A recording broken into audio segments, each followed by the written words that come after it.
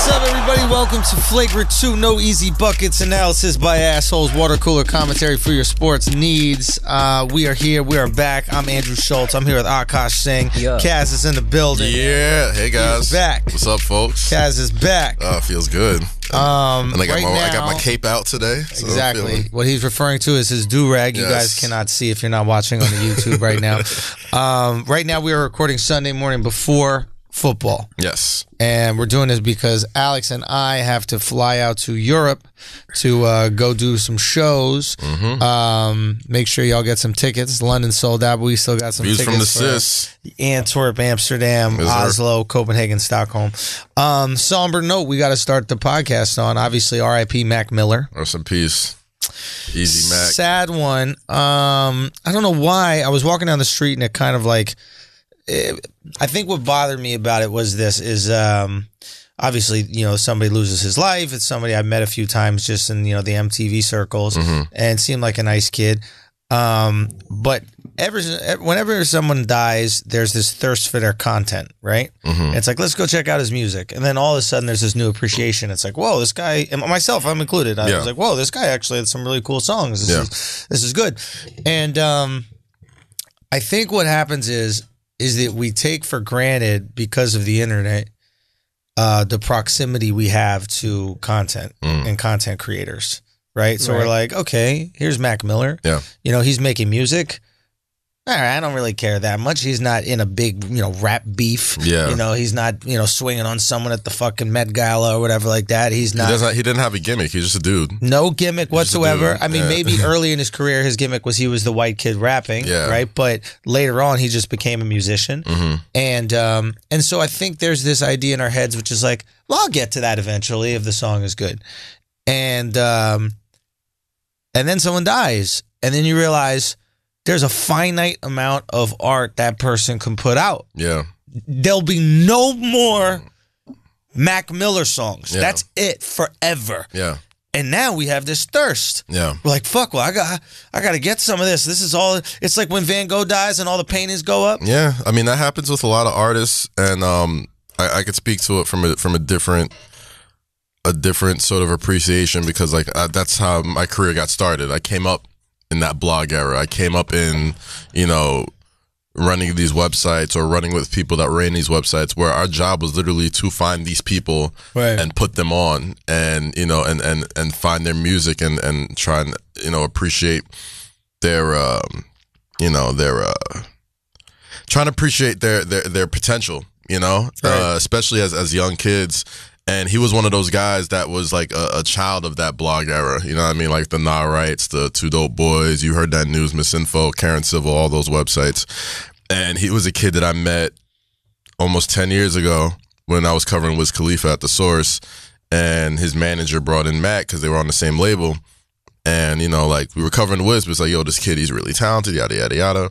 And he was just somebody who was just always around and just always had like really good energy. And, and when I was, and he's really, really close to Karen Civil, and Karen Civil is one of my very good friends, and she's going through it a lot right now. So outside from him just being like an amazing talent, like the one thing that was really consistent with everybody that was talking about him was just like how good of a dude he was. And everybody's a good dude when they're dead. I mean, no, but like seriously, like a couple years ago, when I was like, I don't want to say like I was struggling with alcohol, but like I just tweeted something like, yeah, I think I'm gonna stop drinking, right? Like I didn't like how I was when I was drunk or whatever. Right. He DM'd me. You do be a little aggressive when you're drunk. I seen that. So this is like a couple of years ago. So imagine younger cats feel like a fucking ox drunk. Fuck younger cats. Imagine do-rag cats. Cats out here with the Dewey, bro. Looking like he's about to drink rum. So I mean, at home. I tweeted about it. Wife and kids very nervous. So I tweeted about it, and he reached out, and he had just told me he had just got out of rehab, and he was 90 days clean, and this is the longest he's gone sober, and like we would talk about things that he would do to like stay sober, and like, he was always like very supportive of like, even like when I would like go back to drinking again or whatever, he'd still be like, yeah, like just give me advice, and just like, and that's what he would do with everybody. You know what I mean? Like when we go out to LA, like he would open up his crib to people just to come kick it. Like, you know, like me and Wale are good friends, and like, you know, that's somebody who was just always. He was just. It's just sad, man, because like he was a young kid and he took care of everybody around him, and like, and most of the time, you know, when people pass away, like, yeah, you want to, you know, be like, oh, he was a good dude and yada yada yada, and it's hard to say anything bad about him, but it's like that I don't think anybody would say anything about that if he was still living. You know what I mean? Like he was. Akash, what do you think? He was that good dude regardless, and it sucks. I don't know how to not sound like I'm jaded or whatever, but just like. Not even like I disrespectfully, I don't think, but just like I think I had my fill of, for me personally, of like this person died and this is my ability to, like my ability to mourn is used up for people that I didn't really know. Yeah. I didn't know Mac Miller's music. Yeah. Frankly, because I don't really listen to white rappers, and you can take out the really, I don't listen to white rappers. And so I heard he died, and I felt bad for him, and I felt bad for Ariana too, because everybody's going to blame her for this, and I'm like, yo, that's fucked. First of all, it's Le'Veon Bell's fault. What he did. I mean, Mac is a huge Steelers fan, bro. Oh, shit. And the fact that he didn't play, Mac, you know, had to cope with that in some way. He had to deal with the holdout. I mean, like, real talk. The holdout. I also felt bad for Pete, because Ariana gonna go through this, and Pete's like, this motherfucker, god damn. Damn, dog, you couldn't wait a year for this shit? Yeah.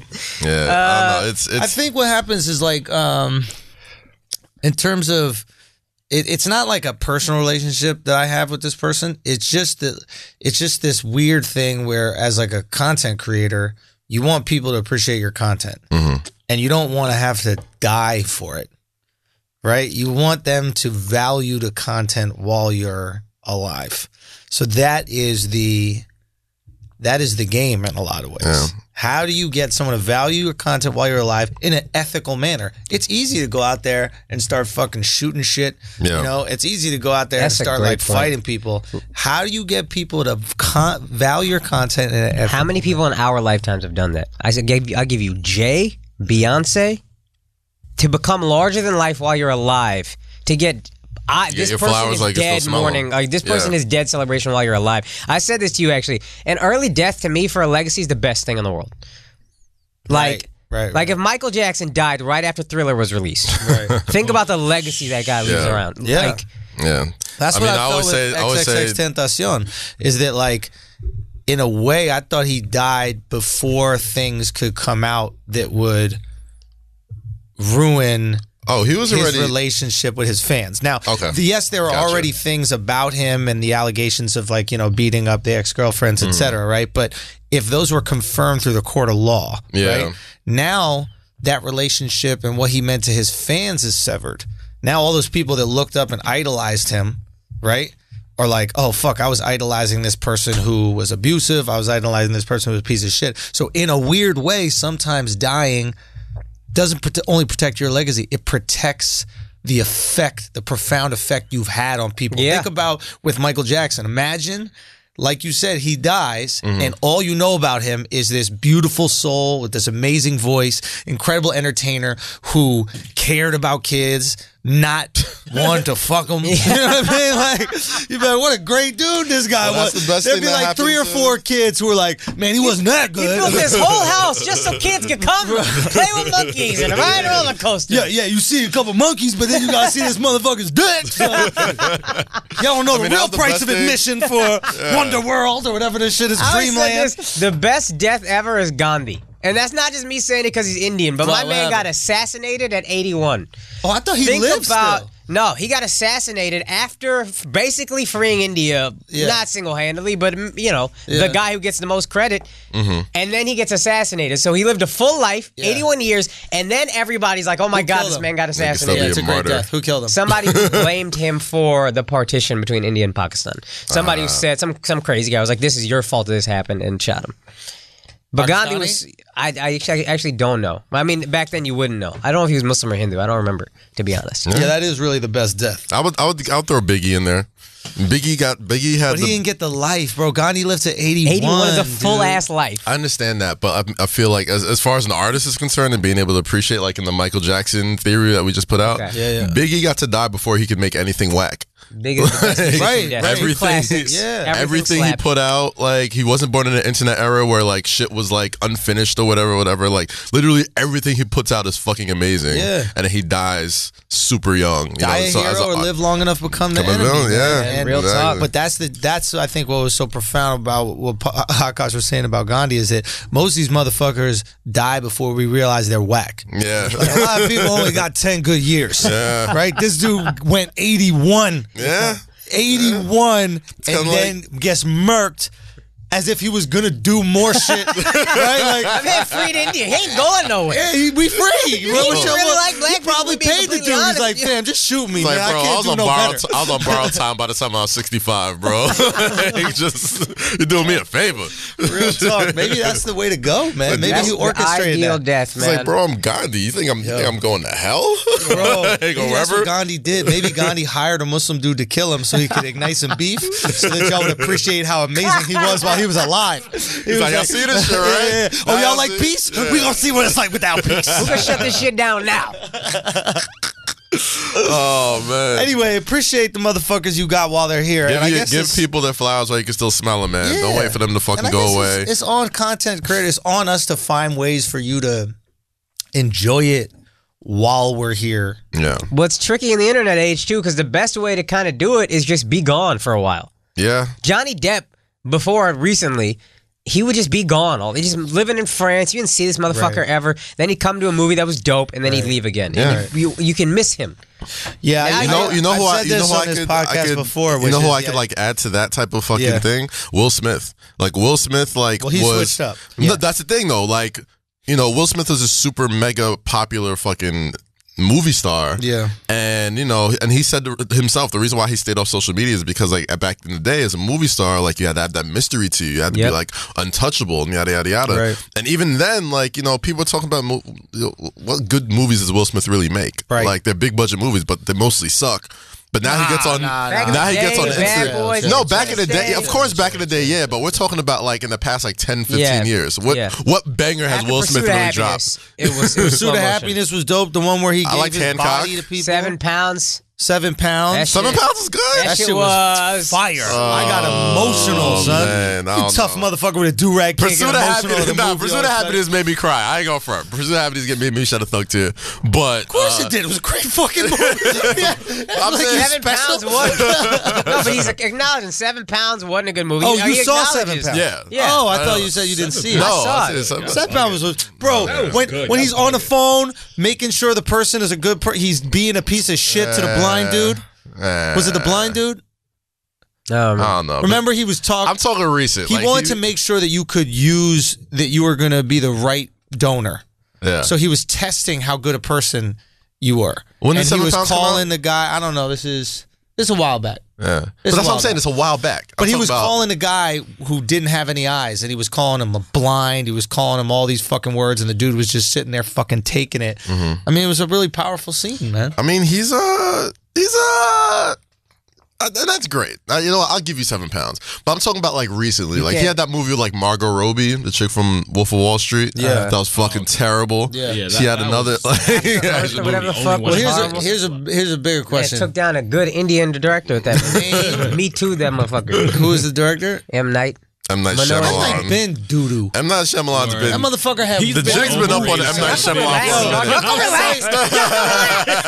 Yo, first of all, we gotta talk about M. Night Shyamalan because this dude had one movie where he tricked everyone, and then everybody goes, "It was a phenomenal movie. He's a genius! Yeah. Oh my god, he was a ghost the whole time. How could anybody think about this? Did you see it coming? I can't. Did you see it coming? Of course, I saw that shit coming, son. Nah, I see. Y'all didn't see. Y'all didn't know he was a ghost the whole time. Nah. Y'all didn't know Bruce Willis was a ghost. First of all, I was surprised that y'all thought he was real. Yeah. I remember watching the thing. He's ghost the whole time, and the motherfuckers are like, "Yo, why is this person able to talk to other people?" I was like, "That's what some ghosts able to do." Watch it in reverse. There's that other movie. The other movie he just dropped that was actually pretty good. That was like the preview to Unbreakable. What was the shit? No, Unbreakable's dope though. Yeah. Every M. Night Shyamalan movie, the same fucking shit. So now that we know the formula, Split. That's what it's called. Okay, with the homie from X-Men that played. That shit was really good. Wait, was that M. Night Shyamalan? Yeah, that was his movie. Yeah, I know that movie. It's all the same shit. There's gonna be some twist at the end. Now we're looking for the twist, so it's not as exciting. You got us the first time, right? Because we didn't know that you were twisting shit. Now that we know you twist. What? With the aliens and cleft palate, motherfucker. Phoenix. Sixth Sense. Are you talking about Signs? Signs. That shit was trash. Signs is trash. Signs is trash. When he took the Louisville Slugger out, he took the Louisville out and started beating up aliens. That shit was lit, bro. Swing for the fences. It warms my heart how much he goes hard for his fellow Indian brethren. Dog, out here disrespecting the gods. So fucking loyal to each other, but there's too many of y'all. Like, there's too many of y'all to be loyal. It's like, it's just too many. That's why we just cut out the Pakistanis. Pakistani chore. What is it? I'm Pakistani chore. I'm nauseated at how that's actually pretty good pronunciation. And that's Pakistani chore. Motherfucker knows, bro. Pakistani chore. God damn it. Andrew will piss you off, but the motherfucker's cultured, bro. How'd it go? Pakistani chore. Yo, how does it go? Pakistani chore. Gali gali mein shore. Pakistan chore. Gali gali mein shore. Pakistan chore. It infuriates me how cultured you are sometimes. I'm like, I just want to be like he's just fucking ignorant, and then it just says, he pulls out some shit like that. I'm like, how the fuck do you know this shit? He remembers everything you tell him about this shit. Is disgusting. He used to ask me questions when we first started hanging out, and I would tell him, and then when he would remember shit, I would stop telling him. Every time he'd ask me, I'd be like, stop, man, I don't want you to know this I'm getting ready for the second colonization. We coming back prepared. I'm only pro-integration to a point, to be honest with you. I don't want you knowing too much. Gali gali shore. Gali gali shore. Pakistani chore. Son, let me tell you something. I'm next Uber I take, I'm saying that, and that is rolling the dice. Like, oh shit. Yeah. That could go one of two ways. He could turn off the meter right away, like, yo, you're my dude, let's go. Or this could be a very long ride. Yo, I don't know if this is funny if you don't speak Hindi. I'll try to translate. But my homie was drunk. My Indian homie and I he was drunk. We were going home in a cab, and then he started talking to the cab driver in Hindi. He would always do this. And he's like, "Mujhe bibi chahiye," and the uncle, that was his thing. It's like, I need a wife, right? Yeah, and he starts this conversation. Yeah, I always say that.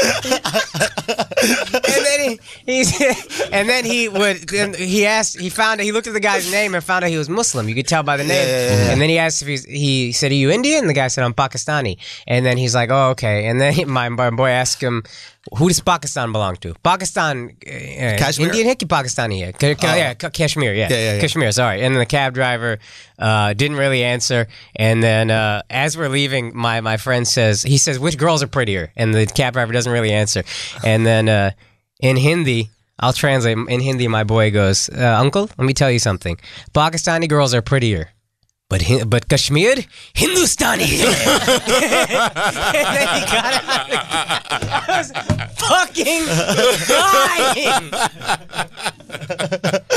I like the objective response to it. Nah, y'all got better bitches. I'm not gonna lie. Y'all got it, bro. Y'all got it. Oh man, let's talk some sports. Good sports week.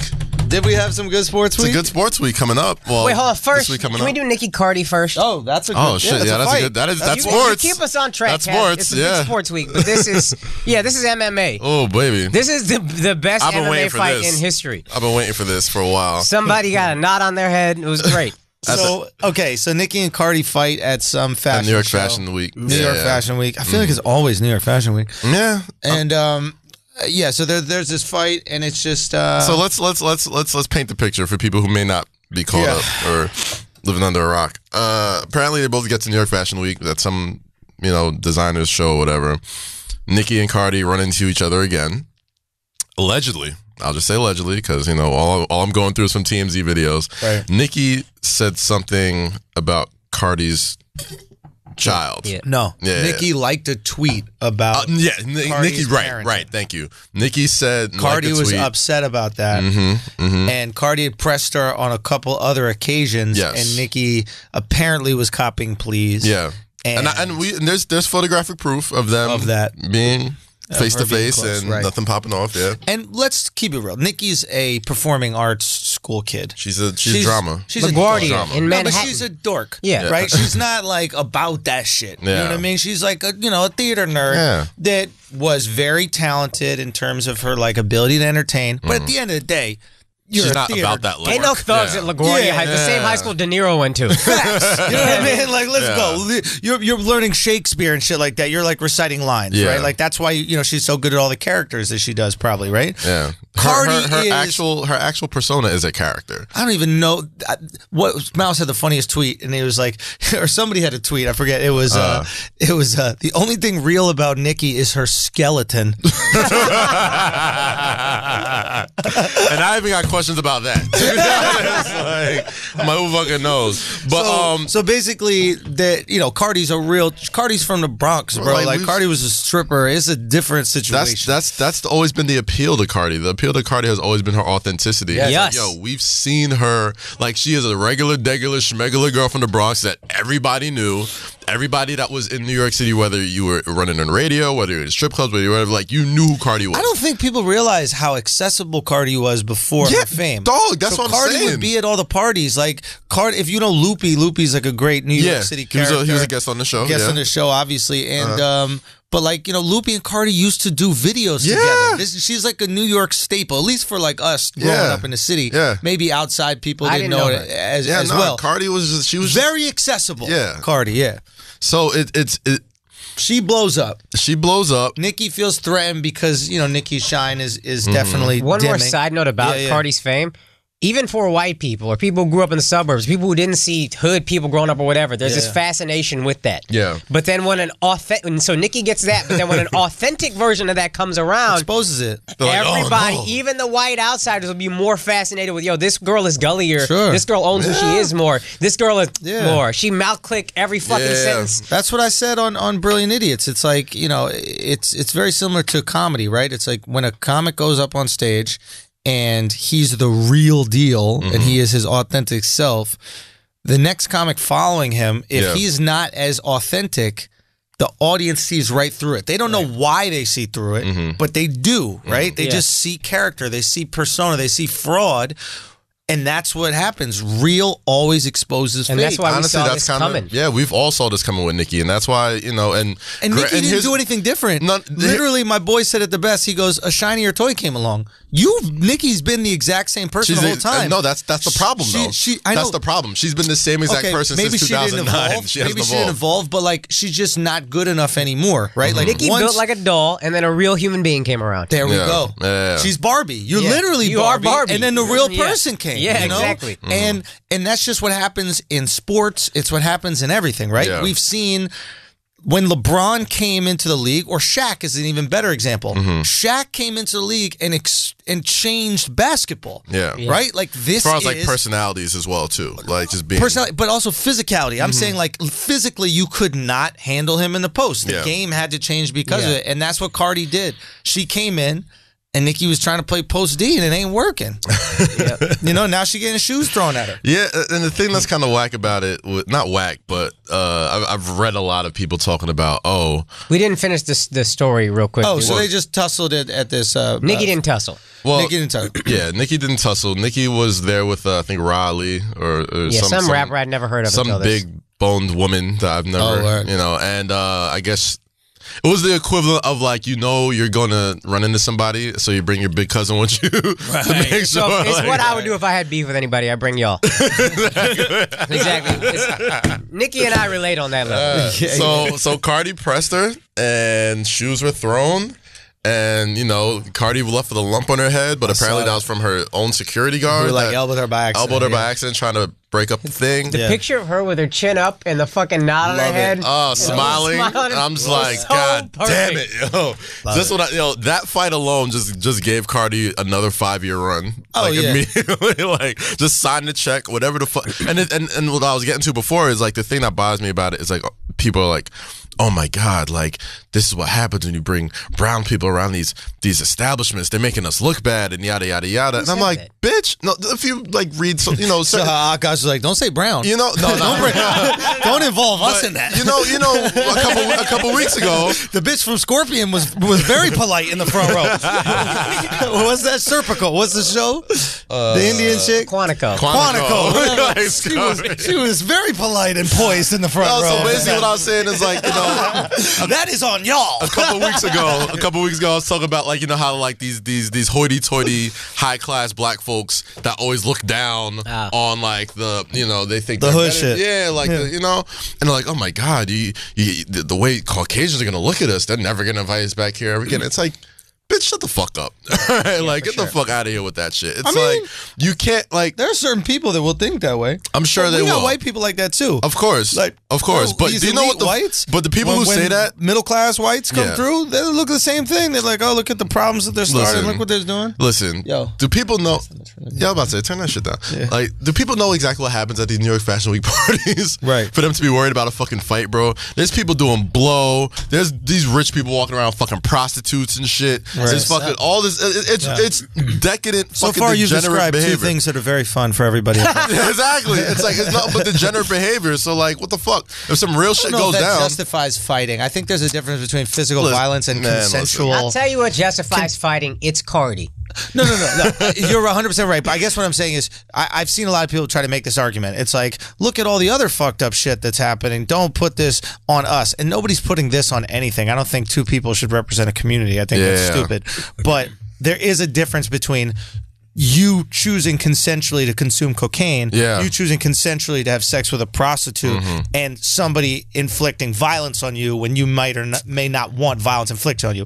I guess. But No. Listen, it's not even. They're not even equivocal. Yeah. One person trying to hurt you is different than you trying to indulge in cocaine.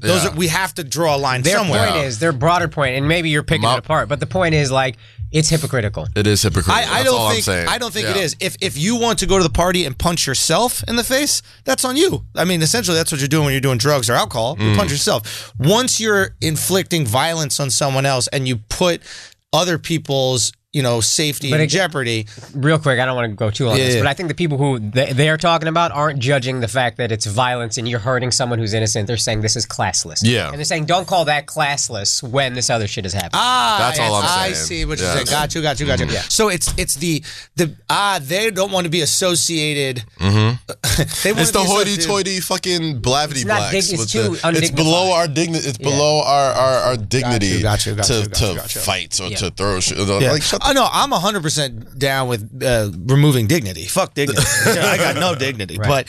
But there is something there. I will acknowledge the difference between, like, you choosing to put something in your body and someone else choosing to, like, affect your body. I guess, but to me, it's just. I mean, you go out, right? You drink. Yeah. How would you prefer to drink or get punched in the face? Right? If there's somebody out there that I feel like I got a punch in the face, I'd much rather go out and punch someone in the face. I'm saying punch you. Oh, punch. Well, you get punched in the face. Listen. Somebody you slam. I'm not going anywhere where I know somebody wants to punch me in the face. There's that too. There's that too, bro. Like, listen, like, Nikki's been talking very, very spicy on her radio show, liking petty tweets, doing lots of petty shit. It's over. You know what I'm saying? Nikki, it's man. like. It's a wrap. You know who's going to be harder to? It's going to be harder for Nikki to accept her loss is Nikki fans, bro. Yeah, bro. You can feel they're worse. You can but you can feel them looking for another outlet. Like, they had so much fervor and they had so much excitement, and once it was exposed that they don't have that fervor and excitement when she needs them to buy an album. Yeah. Immediately it was like, oh, we have to invest money? Yeah. Oh, shit. Let me go find someone else. I don't got to invest money. It's Stan Twitter, bro. Every Nicki fan right now is practicing, That's all those barbs are going, Did I get it right, girls? Did I get It's why I can't stand that. Don't worry, Barbs. We got you. You'll be ready. Couple months. Oh man! Right when that knot goes down on Cardi's forehead. Give Cardi a few weeks. I know she gonna have some shit to say, and everyone's gonna listen. Best tweet was Mouse had said the King of New York is okay. Don't worry, and there's a picture of Cardi. That was great. That was the best. That's the best. Oh man! All right, sports. Where we at with it? Can we acknowledge real quick? We have to call out our friend Omar from the House of Highlights. Oh, shout out Omar, man. We my gotta dude. call out Omar. House of Highlights, my guy, bro. Omar, I love you. But if you ever post another video of Lonzo Ball saying that he has adjusted his shot in any way, I'm unfollowing forever. This guy posted a video with a long caption that must have been paid for by Big Baller Brand. Oh, yeah. Look at Lonzo's new shot. The shot has been changed, whatever. Dude, Lonzo looks like he's fucking dabbing the entire time. The ball is being brought up on this side of his face. All it is some slow motion that's happening in the video. Like he's doing core exercises with a medicine ball. This seatbelt put on fucking form. Listen. Stop lying to the people, Omar. Okay? Man. We're going to get you on here. We're going to bully you. We're going to bully you if you keep lying to the people. I want that caption changed. Oh, jeez. And you know, I'm a card-carrying member of the Big Baller Brand. Same. But, bro, that jump shot is still butt ugly. Oof. I'm like, bro, and it goes in. He still could be good. It goes good. in, dog. I think we all think he's gonna be good. Yeah, he'll be fine. Yeah, I think he's already good. It's not a reinvented jump shot. Yeah. No, I think he's already a very good player. You know, I think he has the potential to be a great player. He had a great rookie season. Everything's But don't fine. lie to the people, Lonzo. Don't lie to the people, Omar. Come on. The video is his shot hasn't changed at all. Yeah, it's You still. just did slow motion. Yeah, it is what it is, bro. That's how it's I just had to call him out for that. Okay, so should we talk about Serena? Football. Yeah, while Real we're, talk. We while gotta we're talk calling about people Serena. out, can I call out Andrew Schultz? Okay, can I set it up and then you call me out? Okay. Oh, boy. Go ahead. All right, let's see. I did see this exchange on Twitter, so I'm going to sit back and be the black guys in the room. Alex, just in case some shit happens, Alex. That's fucked up. We need a He said, meeting. I'm going to be the black guys in the room, Alex. Yeah, I said as the black guys in the room. Oh, gosh. Go for it. Oh, shit. If you say something crazy. Okay, I didn't even watch the match. I knew it. I fucking knew it. I fucking knew it. Son, Matt Saliva just came out. I'm mad, dog. I'm heated. Well, apparently, but be mad with your lips closed. Yeah, too mad. Too mad.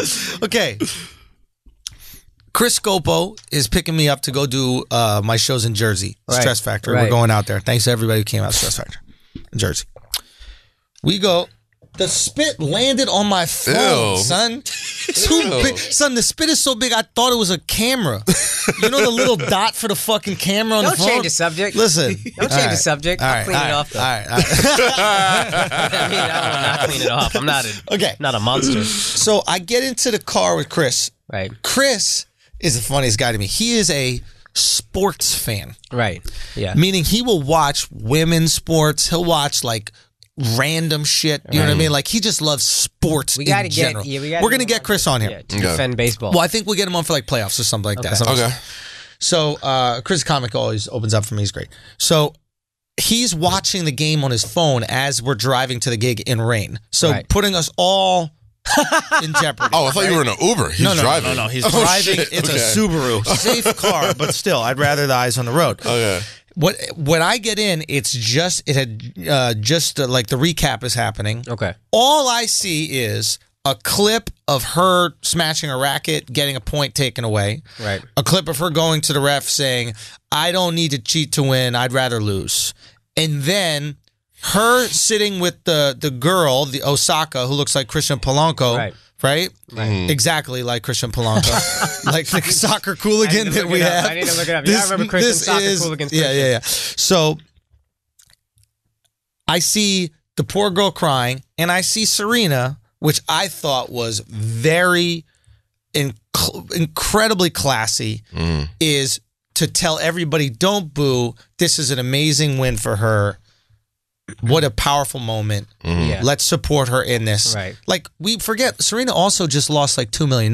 Yeah. right? Like the difference I don't in think prize she's losing money. any sleep for that. I don't think bro. it's That's $2 $2 million. I think, but Isn't it 3.2 for the winner and like 1 point something? Yeah, no, for but the I loser? mean, like, as far as I don't think she's missing any meals by not She's getting not missing that. meals, but fam, $2 million, $2 million. Yeah, Like true. it's not. It's I've not never easy lost to $2 get million. to. It's easy for me to say, right? So it's like, so like, I thought it was really cool of her in that moment to where you can be extremely frustrated. This is your second straight. What's it called? Final that you lost since having the kid. Now there's questions of can you do it right anymore? And she goes out there and she protects this girl. So that's all I saw. I didn't, and I tweet, wow, pure class, Serena, amazing. This is awesome. Pure fucking class. right. Akash gets his caps lock button. She disobeyed authority. I didn't answer that to you. What'd you say? Your thing was, fam, you don't watch tennis. Serena is a historically bad loser, meaning there is a Akash, historical precedent. I'll do you one better. I don't watch lady sports. Okay? The fact that anybody on Twitter thought that this meant anything for me is absurd. So That's why it bothered me. Why? Hearing the content, because when I read that tweet, I said, this motherfucker Charlemagne. can I support He's black just taking women? the PC. No, Can I here's the- support no, it's black not- women, bro? it's not- Can I support my black no. queens? Yes. You Yeah. Charlemagne that, and I was heated. It's not about damn. Charlemagne in it. There's absolutely Can I absolutely support my precedent there. black queens, please? Haven't they went through enough? I saw Cardi, one of my black queens, get her a knot on her head. Why would she support Nikki? She more black than Cardi. I don't know if she's removed Dominicans that. are I'm black, not sure too. what she did. Dominicans I don't are know also what black. percentage has been put in, put Yeah. out. Now she's Surgically Asian. removed it. Do you know what I mean? For all I know, she was the girl that Serena played. She 38% black, 62% silicon. Silicone. Silicon. It was close. Yeah, Oh, you're talking gosh. about the Valley. I mean, That's how Indian I am. there's All I'm saying is I just saw a black queen queening. Oh gosh, I saw a black queen queening. You know what I mean? And if there's one thing that I'm gonna support, Oh man. this is one thing I'm gonna support is my black queens. And then, for sure. and then, Akash tried to ridicule me. I just needed to call you out because I didn't want the people who were going to support you to be like, yeah, because you are a sports authority. I didn't want to, but I didn't want to. I didn't want to seem like I was pandering at all. I think if I have watched the whole game, I would have had a different perspective. Oh, for sure. Literally, all I saw was the part that made her look like the victim. Right. So I was like, "You're just in thinking that." You know, the girl broke the racket. Fucking McEnroe's been breaking rackets for years. Nobody made a big deal. There's commercials about how he breaks rackets. It's part of the cute. thing. It's John part of his. McEnroe got disqualified from a his. Grand Slam. Yeah, it's like he part got of his thrown out of a whole appeal. fucking tournament. Yeah. Not So- a game. Thrown out of the tournament. So it's normal. This happens a lot. She got, so here's what, first of all, Yeah. Tell the rules to tennis because I don't know them because I'm not gay. So like, I don't know. luckily I am. So let me explain something. So this is how you play Jesus. tennis. You put the racket so the handle's facing up. Then you sit on it. Don't let me get into doubles. Oh, Jesus Christ. All right, go. So players get coached all the time. Like you have a coach sitting up there, Right. And then there's always some kind of communication. That Why happens. can't you coach? It's stupid. It's a stupid rule. What- It is what- like, why? Stupid rule, Yeah, but yeah. it is a rule. Serena gets warned for it. She's getting her ass kicked, by the way. Yeah, This is she not got a close match. She got smoked It's yesterday. 6-2 is the first set. Now, you can lose it. Women's tennis, it's like college basketball. They're not as good. Right. So, like, there's, huge comebacks in college. 'Cause you can, in the NCAA tournament, 'cause teams sure. aren't good enough to hold a lead. Yeah. Women, kind of the same thing. But she got her ass beat in this first round. And first set. And second set, she's losing. Coach is signaling her. And she gets warned by the chair umpire, hey, don't signal. Now, maybe you can say it's because she's a woman or whatever the fuck. But that's a warning. And then Serena denies it happened. It's on video. It's pretty clear it's happening. They're showing it. But Serena's like, nah, it didn't happen. She gets coached again. Coach says, all right, or the umpire says, okay, that's a point deduction. So he takes away a point. Serena loses her fucking mind. How dare you? I'm not a cheater. making it a real character assassination. I would never do such a thing. I would rather lose than cheat ever in my life than break rules. All this bullshit. I have a daughter. She said that's. I have a daughter. Yeah. So that's the point deduction. And then you have a changeover every 2 games. You switch sides, and they do that in case of sunlight. Like it can make a big difference when you're serving and stuff. Yeah, right? yeah. So sounds pretty gay. She's on the changeover, and she's going to the chair umpire, and she's like, "Are you going to apologize?" She's demanding an apology from the chair umpire. She calls him a liar. You're a liar. You're a thief. You stole a point from me. All this shit keeps going, keeps chirping. Chair umpire didn't say shit. She's quiet for a while. Then she chirps one more time. Chair umpire says, you know what? Game deduction. Then she loses her fucking mind, stops the match, calls out tournament officials. He's a liar. You would never do this to a woman, to a man. Men get away with murder. I can't get away with this. Why does this always happen? Actual tears are coming at this point. Yeah. End of the match. They interview the coach, Serena's coach. He said, that's a stupid rule. They should change that rule. I've been saying that well before this. We should be allowed to coach. And they said, did you coach her? He said, yeah, I was coaching her. Oh, shit. Lost in all of this. Lost in all of this. She's a woman. She's black. Everyone. And I agree. Serena gets mistreated. Yeah, that's what I'm saying. Podcast. Serena is the greatest winner we've had since Jordan, male or female. Facts. Her will to win is fucking unreal. If it's a close match, in my mind, I never remember Serena losing. But I also remember, here's another thing, 2009 U.S. Open final, Serena's getting her ass kicked. Yeah.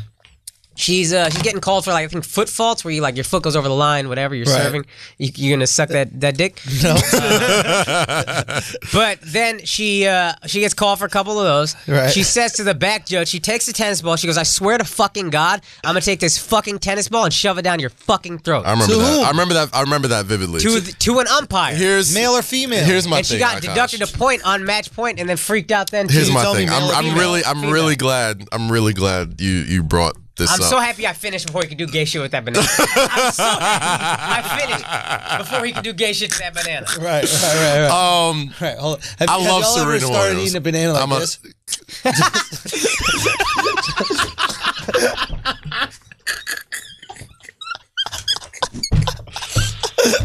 Just to bless the banana. You gotta bless the.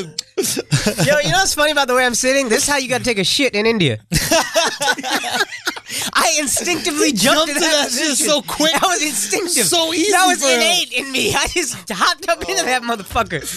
This little back support make a difference. They need to Yo, put you this shit in Asians India. Yeah, these Squat, new chairs son. is awesome, bro. Yo, know how I to can't squat. do it when I go to India. I don't got the hip flexibility. I be holding shit. All right, so I like to We'll give you a say, Western tour. Akash, I'm glad you brought this up because I'm a Serena Williams fan. Yeah. Love Likewise. Serena Williams. I think she's, like you said, probably the greatest winner of any individual sport of our generation. Let's not let facts get in the way of a really good story. You know, like, I was all ready to be like, you know, there's precedent there. Absolutely. Like, with black women, with women athletes in general, you know, like, there's certain, you know, generalizations that come with them that aren't applied to male athletes, and that's all well and good.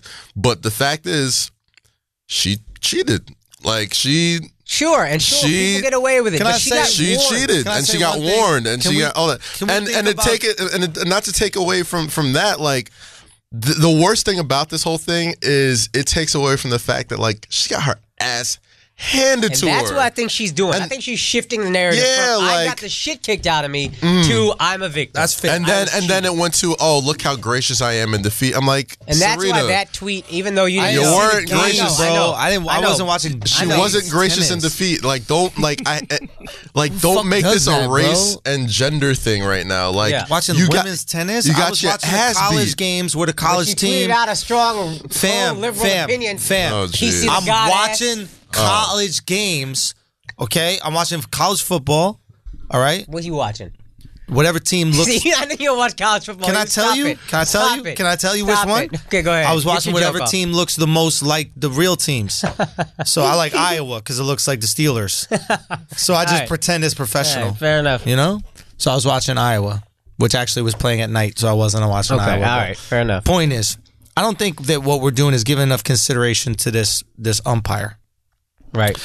The umpire is sitting there, probably married man, and he's got this woman. Was it a man? Yeah, yes. Okay. He's got this woman yelling at him, screaming at him, calling him a liar. And a thief. Calling him a thief, okay? Screaming on him, calling him sexist. Like Now, he has anything to lose to keep Serena Williams. To do this. Yeah. He's got to deal with this in his personal life at home with his wife.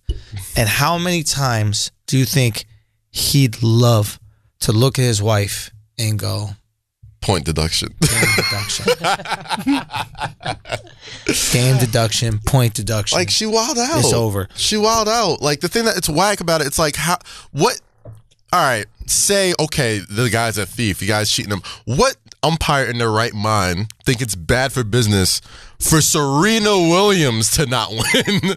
Like like if you're saying something's getting fixed, yada yada, it's usually for the more popular. And not even just that, it's always Jordan make rules. it's yeah, always the Jordan rules, the Brady rules, even like that it's type of always shit. make the match closer. Yeah, Right. yeah. Usually when we hear cheating is make the match closer. Like nobody thought the refs at 3-0 were helping the Warriors over the Cavs. No, We all dog. thought the Cavs are going to get all the calls here. You make it closer. Exactly. My friend thinks this is a great argument for the wage gap and why it exists. Because once Serena had a kid, she hasn't won again. I mean, she's been in 2 finals though. She's been in two Grand Slam How finals. many did she win? So, ladies, if you want to know why your earning goes down, it's them kids, bro. Them sucking all the earning potential out of your titties. This was what my joke was, though, is she's sitting there, she's blatantly cheating, she's denying it, she gets upset when she gets penalized, demands to talk to the authorities, stops the whole fucking match, starts crying, actual tears. Y'all make this about race. That's the most white woman shit I've ever seen in my life. I think she married a dude so rich and white, she forgot she black. She out here thinking she fucking just talk to I was told anybody by any type Apple of way. Care. Yeah. That's what it felt like. I'm like, Serena, like, yo, you are the GOAT, bro. Like, you're the GOAT. Like, you're the absolute GOAT. There's no need for you to do this And type she of shit. fucked up a great moment. This is the first Japanese player to ever win Haitian a Grand Japanese. Slam. Haitian Japanese. That's another black woman. That's another black woman he took a that's moment great away point. I from. didn't even know she was like, Haitian she's Haitian and Japanese. I thought she Japanese, was bro. just Yeah, Japanese, every No, sport. she's half black, half Japanese. Yeah, every she sports. took that Japanese name, though. No, I mean, shit, that's her dad. But every highlight was like, oh, she's Japanese. Her she's dad Japanese. is black. She made it a point Really? of duty. Took mom's She made it name. a point of duty to let people know every time, like, no, I was raised in a Haitian household. I'm a Haitian woman. Came here when she was 5 years old. Yeah. But when she was, accepting that trophy, she was doing a lot of bowing. So this, She didn't. She head nodded. All right, that was not a. talk though.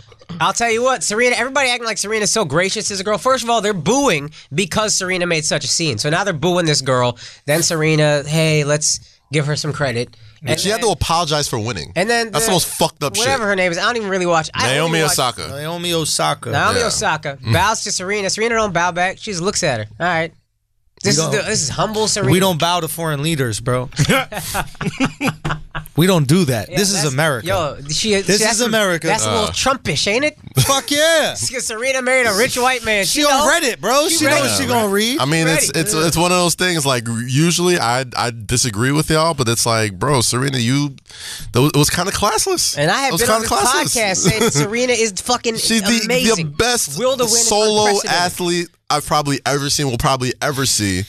But like, bro, like the fact that Better you still took away that better, moment from another young black woman and tried to like circumvent it afterwards and be on some like, oh well, see, look, no, let's not take away from like, bro, like the deed's already done. She had to apologize And for you know winning. the last time she did this in 2009, the girl that beat her, Kim Clijsters, had just won a Grand Slam after giving birth. She had an 8-month-old baby. This is this beautiful moment, historic thing. And then on match point, Serena's threatening the fucking life of somebody else, gets a point deduction. That's how that girl won her Grand Slam. Yeah, Is Serena made it all about her again. it's one of those things where it's like, She don't want to lose fair. And I then wish Michael Jordan was mic'd up for some of his more intense moments. Yo, fine, but if you want to make this about male-female thing, Yeah. Joey Crawford threatened Tim Duncan's fucking, you want to fight? Yeah, he had to go to therapy after that. And Tim Duncan didn't stop the match. Joey Tim Crawford. Duncan didn't stop the basketball game and say, time out, time out, time out. This man has threatened me. This man asked me to Yeah. fight. Because first off, Tim Duncan's 6'10".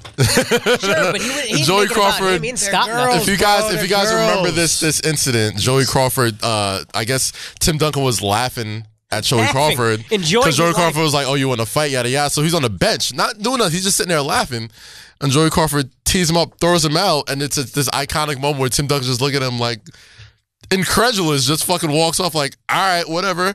And he still wants to go fight him. It turns out later in the years, like, Joey Crawford had all these fucking anger issues. He had to go to fucking therapy. Had to see all this other shit, right? But it goes. He been a bag of shit, Joey Crawford. Yeah, he's been batshit crazy, but not. I don't want to call people crazy, but you know, he's had issues with his temper or whatever.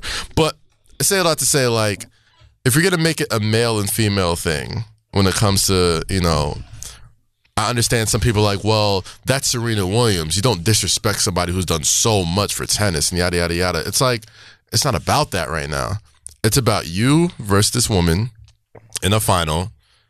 You were warned. Oh shit! You were warned. You know, to not get these signals, to not get coached, to not do any of this shit. Mm-hmm.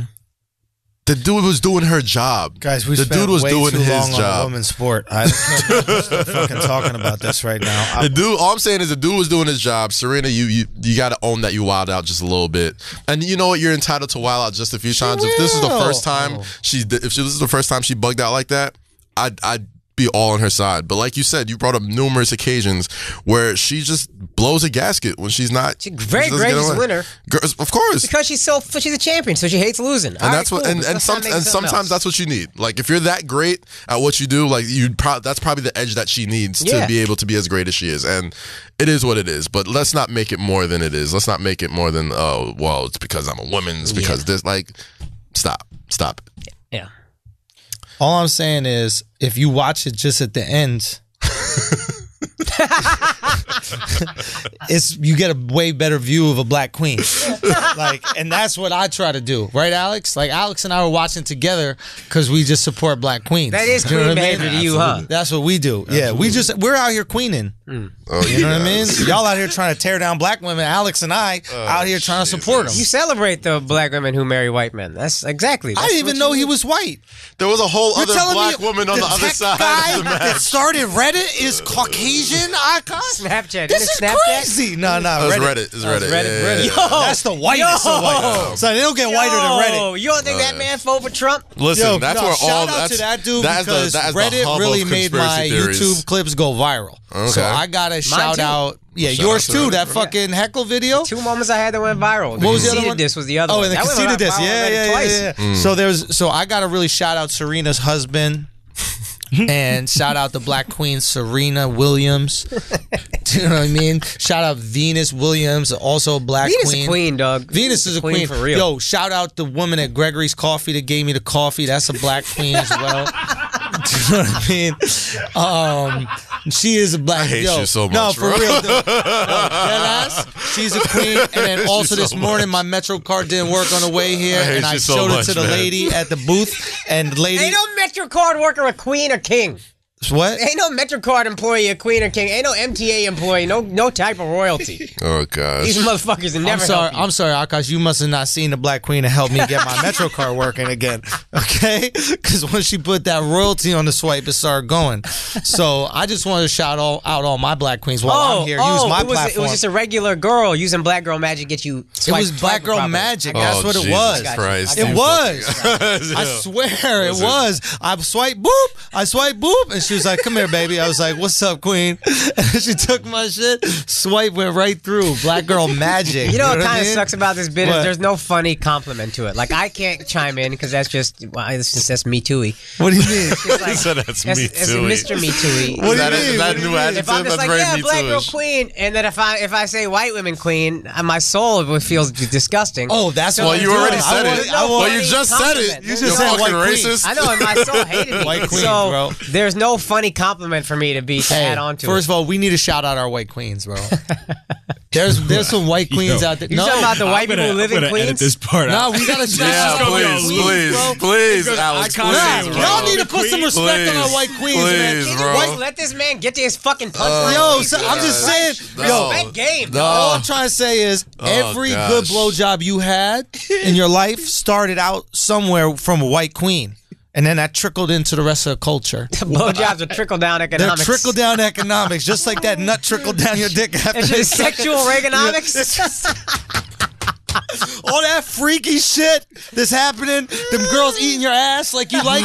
Where you think that started? In the Haitian community? Where you think it started? That shit finishes with Alex and white girls. He ain't got no black girls. But all I'm saying Kaz, is, what's the next topic? Yeah, so the next topic, bro. We got to shout out our white queens talk about as some well, football. bro. NFL, baby. NFL's back. Hold on, what's crazy NFL's back, goddammit. You guys are acting like me saying hypothetical white women queens is some fucking crime. Andrew saying white women queens is a crime. Meanwhile, y'all fuck all the white girls on this podcast. Yo, true. Why don't you get back to the queens like me and Akash? Right? I got brown my love, queen. bro. Brown love, bro. Thing, You know what I mean? That's a beautiful thing. For the sellouts. Yo, we found the bit. We found the bit.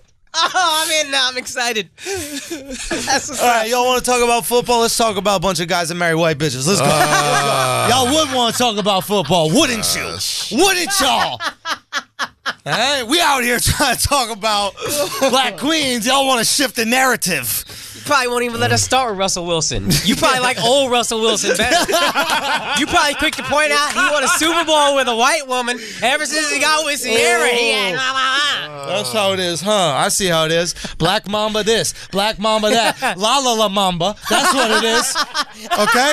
Motherfucking La La La Mamba in that household. All right, ain't no black queen in that household. Okay? That's so fucking good.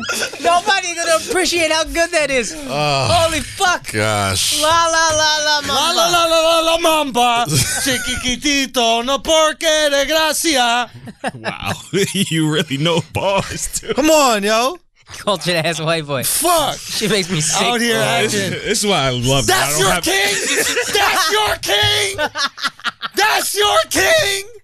You know who real king is? LeBron. LeBron. Marry his high school sweetheart.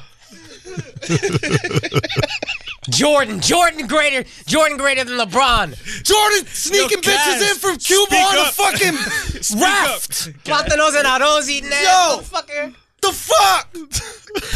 Come on, yo. I just want to talk about sports. What's Charles Oakley's wife look like? Let's talk about some sports, guys. What's Charles Oakley's wife it. look like? I know she black. I don't even need She holding the I don't even have- fucking, she protecting Wakanda forever. Oh, Jesus What's Christ. Charles Oakley's wife is the bald bitch in Black That's what I'm Panther. saying. She protecting Wakanda forever. That bitch got a sword on her at all times. She protecting the Dura Mahaj or whatever that shit is. You know what I mean? Let's be real about it. Shit. Alex walked out the room. We lost Alex. Yo, the fuck did Alex just left. Alex, come back. Just to get Alex. out, man. Alex smelled a macchiato down the hallway somewhere. Heard some granola crackling. He's like, I'm on it, guys. Don't worry. Oh my God. He just heard a noise. He said, "Is that yoga pants rubbing together?" And then just walked out of the Jesus fucking room. Christ. That sounds like Lululemon's. He smelled that vegan deodorant. He's like, is that Tom's? Is that Tom's down the hallway? Nah, he just smelled the This body is a odor. sports show. It's a sports show. Shut up, It's a Kaz. sports show. Kaz It's a comes fucking one every 4 sports show. episodes gonna tell us what It's to a do. fucking The sports show show. has changed. It is a fucking sports show. There are show has sports to changed. talk about. Okay. It is September. It is not You July. don't even watch It's not football August. like that. It's What September. are we talking about? Fuck. Shit. God damn it. That shit can fly when there's fucking baseball on because nobody gives a fuck about baseball. I bet you want to talk about There's football actual fucking football because they on. blackballed Colin Kaepernick as soon as he started dating Nessa. Gosh. As soon as Colin Kaepernick got him an Egyptian queen, all of a sudden they threw him out and you loved it. Exactly. Colin, that's how thorough Colin is. Oh, boy. Colin wanted a black woman so bad, he went back to Africa. Oh, he got one from the motherland. I told you we found the bit. We sunk our teeth into that motherfucker. Alex, where'd you go? Oh, boy. Rumor on the street. Rumor on the street is you smelled a clove cigarette. And there was probably an NYU bitch smoking that shit. That's the rumor on the street. Oh my God. Oh my God. All right, so do y'all want to talk about sports? We did. We talked that about women's sports? tennis. That's kind of a sport. Yeah, that's sports. Okay. All right, what else? Football started. Do we want to do predictions? Well, we don't even have football yet. We're doing Kaz it before want to talk about sports. thing. We're recording on a Sunday morning because this motherfucker got to go. Well, I do have to go, too. Well, he has to go, too. That's on me. I'll put this one on me. Oh, you know what's something? Can you let us have fun? What the fuck you bringing facts into this for, Andrew? Jesus Christ, man. We trying to score on Kaz. You fucking it up with... Yo, I'm sorry, man. Okay, so here's something I thought of. Well, I didn't really think of it, but I just saw it. Did you see LeBron playing the pickup game with the shorts? Nah. The Versace shorts, yes. Oh, my God. At the Lifetime Athletic Center. People who haven't seen this video. Holy shit. LeBron went to Chris Brickley's gym at Lifetime where Hoodie Melo was born and all those NBA athletes usually go through in the summertime to work out. That's where all the clips come from. That's where all the clips, yeah. So LeBron was out there. I think Russell Westbrook was there this week. CJ McCollum, Ben Simmons. Yeah, Melo not there, of course. Is wearing these Melo was on the beach. Shorts. Melo's still trying to do that hoodie thing. You live in Houston. It's 97 degrees. That's how you know he don't want it. He just wants the IG pics. Yeah, James Harden was like, bro, I know you're Hoodie Melo, but this is ridiculous. Like, can't you be tank top Melo? Yeah, like, bro. No, he can't. He ain't summer body. He reminds me of those guys that go to the beach from the Bronx with Tim's on and shit. Like, bro, let your toes breathe, bro. You understand? There's no need. There's literally there's no function for having this hoodie on except for fucking. Breathe, bro. But yeah, so Braun was out there, doing Braun stuff with Ben Simmons, and I felt for all the Philly fans in the world that had to watch that and cry because they know it's a wrap, and they knew that shit's never gonna happen. This is the last year in his contract, isn't it? Who? Simmons. Oh no, is it? It's 3-year contract, right? Yeah, rookie contract, something like that. 3 or 4 years. Yeah. Oh, team option for the 4th. Yeah, I think so. And I'm sure they'll pick that up. They almost always get signed. They usually leave after the extension, the rookie extension. Unless he's really unhappy then. But that shit was really fucked up. Like, if I was a Sixers fan, I'd be like, why would you come and tease me like that? Like, why would you come to this gym and show how fucking abusive this tandem could have been to rims everywhere if you would have just stayed in a very easy Eastern Conference? It was impressive, but I just wanted to talk about LeBron's body. It really had nothing else to do besides that. Like, Andrew just celebrates black bodies. I really do. It's Black Excellence today. Is the show? You know what I mean? That's the title of this episode. Black Excellence. That's a perfect Finally, we get Kaz back. It's Black Excellence. Guy shows up in a do-rag. We're going Black Excellence. Yeah, Kaz really just set the tone. Really did. It's an excellent hairline, though. I got to say, you got it shaped up right. I was holding on to it, man. That's why I grew it out. The last thing I want, man. Shit. Oh shit, we got some ads. Yeah. Let's go. I asked them for the ads. Get the ads. But get those off. I asked them for the ads, motherfuckers. A motherfucker, what? Piss. Do the football. All right. Oh shit. Are we throwing this in the beginning or not? No. I think we're gonna do it right now in the mid-roll. Yeah, okay. You know it's our favorite sponsor. Mm-hmm. You know what it is. I know what it is. You know it's the Chew, bro. Yes. The Chew, bro. Chew I gang. can't tell you. Oh man, I got to start doing this. So basically, I was at Stress Factory this weekend in New Brunswick, New Jersey, right near Rutgers. Okay. Right? Okay. And I got dudes and chicks coming out to the show giving me their testimonials. It was fucking unbelievable. Yeah. So these dudes and chicks after the show, they come up to me. They're like, yo, that chew is the truth. And I'm like, oh, word, you liked it? And then all the dudes do like this. They go, babe, tell her. I wasn't, babe. Babe, I wasn't, babe. And then every girl does it. They go, it was a truth. Bro, I had a dude pull up. I was going to the bathroom before I go on stage. Dude pulls up behind me, right? Just takes out the blue chew. Wait, he brought it to the club? To the club. Oh, now, God. I know in his head, he was like, I just want to prove that I support the show. But in my head, I'm like, he's is this guy about to rape me in the bathroom? I'm like, this motherfucker's ready to go now. That's not the time. That's the worst. That's the time of the place. That's the worst one. Take that shit home, bro. Son, but, yo, I'm telling you, I would say 30 people. Wow. And I got people yelling it out in the crowd, all that kind of shit, bro. Same shit happened at Made in America, bro. People yelling. Same shit at Made in America. We was at Made in America for Duce Palooza, and people that worked the vendors, right? Like the bartenders, the people like making the sandwiches and shit. They was like, yo, asshole army, right? He's like, yo, what's that blue chew, son? What's that blue chew? I'm like, yo. And I'm like, yo, it never doesn't trip me out when like I'm somewhere fucking random. I'm sure it happens to you like literally everywhere now. Of course. But like, we were all walking down the street the other day. We was walking down the street and fucking somebody in the truck was like, oh shit, Flagrant 2. Like, it's crazy. Not just so much how much like Flagrant 2 was popped off, but how much Blue Chew was popped off. Blue Chew's on a different level. And like how Blue Chew's on a different level. Yeah, like so there was this thing like. So I was telling them just at the show, Akash just came back from the battle. But I was telling all these people coming up from the show, showing me the Blue Chew. A dude brought the chew to the fucking show. Like it was just, it's just been going absolutely fucking nuts. And there was this one dude in the audience who'd been married to his wife for like 25 years. And I'm like, have you gotten on the blue pills yet? You got to get on this chew. Right, because everybody in the audience is like, "Yo, get it, da da da," and the woman, his wife, next to him, goes, "What? I'm not pretty enough to have sex?" I go, "Shut up, bitch." I go, "This, I swear to God," I go, "This got nothing." I go, "You stupid ass. This is all for you." This man cares about you so much. I look at her. I go, "Look, miss." I go, "Do you think it's hard for him to jerk off? Do you think it's hard for him to get a nut?" Should no. So then who do you think that extra hard dick is for? Who do you think the hard dick is for? Me? So then take it. What the fuck why are you complaining about everything, ladies? Take it, bitch. Literally, you gonna take it. All right? Die. There is nothing. If you die, good for him. Yeah. If she dies, bro. All I'm saying is this shit is a movement. If you die, his life just got easier. If you die, it's the greatest day of his life. But he won't express that view to anybody out loud. Anyway, all I'm saying is the Chew is a movement, bro. Yeah. And you know, they've been fucking with us heavy, so I think we're gonna do some more like little sponsorship things. Collabs. But right now we got a special deal for our listeners. Visit BlueChew.com and get your first shipment free when you use our special promo code Flagrant. Just pay $5 shipping. Again, that's BlueChew.com,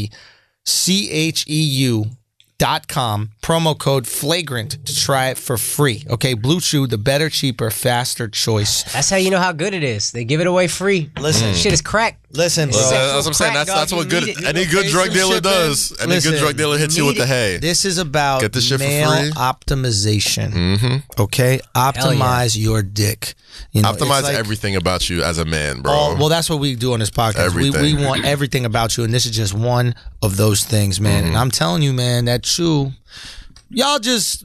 You try and then you reach back. I think we got to do. We had like a 99% success rate with that Blue Chew, bro. I have literally never had a single person say I took it. It wasn't that great. It wasn't that great. I literally not one. Not a single person. It's the best. All right. So let's get back to the show, man. Let's do it. We got Nash is in the Hall of Fame with a couple other people. There was a speech going around that everybody's talking about, and it's pretty good Hall of Fame class. Yeah, it was a good Hall of Fame class for the '90s babies. Sure, and I think these speeches are good, but I would be remiss if I didn't say that they were somewhat redundant. Yeah, like. Everyone, and I love the messaging. It's basically like fall in love with something, become so passionate in it that you do it every single day and just become obsessed with it. Obsess over it, worry about balance later. Exactly. And which is great. Which is good. That's good cool. Advice. Yeah, I'm 100% with it, blah, blah, blah. For certain things. Fine. Don't obsess, Don't obsess with drugs, you know what I mean? There's things don't obsess with. Like, I love cocaine. I'm going to obsess over it. Worry about balance later. Like, that's not the best idea. Earn the money first. Yes. Blow it all on coke. Oh, first of all, this is a very quick shout out. I want to shout out BET Networks because they are handling the collapse of television the best of anyone. Yeah. Everyone else is falling apart with it, and BET is creating moments. They did this Bobby Brown miniseries. Fantastic miniseries so far. Now, I haven't even watched it, but what I've noticed is they've created, they're really brilliant. Whoever's there, fucking hats off to you. Yeah. I don't know who you are, but when I see you in person. Since Stephen Hill left, I don't know who's running BET now, but I mean, they've. So they're creating these viral moments. They did it, and it was a good idea with the social media awards. It was a good idea. And then they're doing these little mini-series. And what these mini-series do effectively is what networks want to do when they bring back an old show, right? A network brings back, Everyone Loves Raymond or something like that, one of these old shows, and they're like, oh, we'll capture this audience. Yeah. Right. That audience doesn't want to watch the same show. Maybe it does, but it's still corny. Roseanne. But what we all do want is nostalgia. And how do I curate nostalgia without the budget to bring back Roseanne, because BET can't afford to do that, or bring back How Everyone Loves Raymond. What I can do is create a moment we all remember from the past. We remember Bobby. Yeah. We remember this entertainer. Remember those Bobby moments on talk shows, and of course, and it was and they've done it as well. There's been a couple other miniseries. Yeah. And they're creating New Edition one. A couple of other joints. They're creating these events, and the TV's done. It's dead or it's dying. We're watching its last legs, but they are operating in the last legs of television on a different level than anybody else, and they need to be recognized because it's hard. They've created television that appointment TV that is honestly a model that VH1 kind of started, but they've kind of lost their way in a little bit just because they're not going to find another Cardi B from Love and Hip Hop, and they're not going to find another Ray J. You know what I'm saying? What BET has done is create social media television. Yeah, which is, you want to watch something, but it's not as good as watching it unless you're watching it on the timeline. FOMO. They've created FOMO television. Exactly. Fear of the missing only other out. thing that does that is live sports. And live sports, exactly. That's why sports isn't going HBO anywhere. with like a Game of Thrones, etc. Yeah. But the tricky thing with a TV show is like Insecure, another one where everybody watches together. So, but the tricky thing, a lot of black shows, basically. It's hard. Well, you guys watch TV together. Exactly. You're on Twitter the most. Communities do, judging right? by my Serena comments. So the thing is, it's hard. Like a show like Insecure, that's actually more difficult because you have to get people invested in the characters, get the people invested in the storyline. Once they're invested, they'll want to continue watching, etc. That's tough. Well, we expect excellence from HBO. But with BET and the nostalgia they made, they're tapping into the equity that exists. Exactly. They're tapping into. I'm already emotionally invested in. And it's the cheapest way to do it. The expensive way to do it is take a Marvel property. Yeah. Right? And then make a TV show out of it. Yeah. That's expensive. And Marvel's like, yo, you're going to have to pay for this. So someone at BET is like, what do people love about Marvel? Oh, it reminds us when we were kids and looking at these magazines. What else happened when we were younger that we all love? Let's create moments out of that. Bobby Brown's, whoever this person is, male or female, well fucking done. They started with the New Edition story. Once New Edition was over, everybody was clamoring, we need that Bobby story. Yeah. We need that Bobby story. To be honest. And after Bobby's done, everyone's going to be like, we need that Whitney story. And I have to give credit also to the exec at FX that did the OJ trial. Because I think that they tapped in on that as well. And it might have been before BET. Doesn't really matter. But BET's actually chose to use it as a strategy. Yeah. If FX was smart, they would use it as a strategy. But it was, this is a moment we all remembered. It was fun, and we lived in it. Right? Yeah. It's like, it is behind the music, but fictionalized. It's like I'm actually watching seeing it. You're watching it happen. Yeah, you're watching this shit happen. That's why motherfucking Marvel spends billions of dollars to acquire Spider-Man from Sony. You know what I mean? Like, they went in low risk, high reward. They started with Iron Man, somebody that people knew from kids. They knew Tony Stark and all this stuff. They made all these characters that you really didn't care that much about very interesting. Right. And they've all hit on such high rewards already. They're like, but they didn't have Spider-Man. They didn't have the Fantastic Four. Now they needed to put it all together. So now they're like, okay, we've ran these fucking Iron Man stories into the ground. We're gonna need somebody to take that baton, because I don't think we could tell anymore like Iron Man, Tony Stark, Avengers shit. You back up the Brinks truck for Spider-Man, because everybody loves Spider-Man. So think about it. You see that fucking when's the last time you seen so many people talk about a video game? Yeah, the video game looks lit. A video game, bro, and that shit looks fire. It looks sick, but think about it, right? It's like, in order to do that with Marvel, you have to have a huge bank account. And a small bank account. Well, those movies made that bank account bigger than it was. They will, but like, you have to have the money to buy it. Yeah. A limited bank account forces you to be forces ingenuity, right? Yeah. Forces creativity. Yep. So it's like somebody at these networks had to go, how can I recreate the success of a book series without the money to buy the rights to the book? How can I recreate the success of a Marvel series without the money to buy the Marvel? What is it about those two things that they have? Yeah.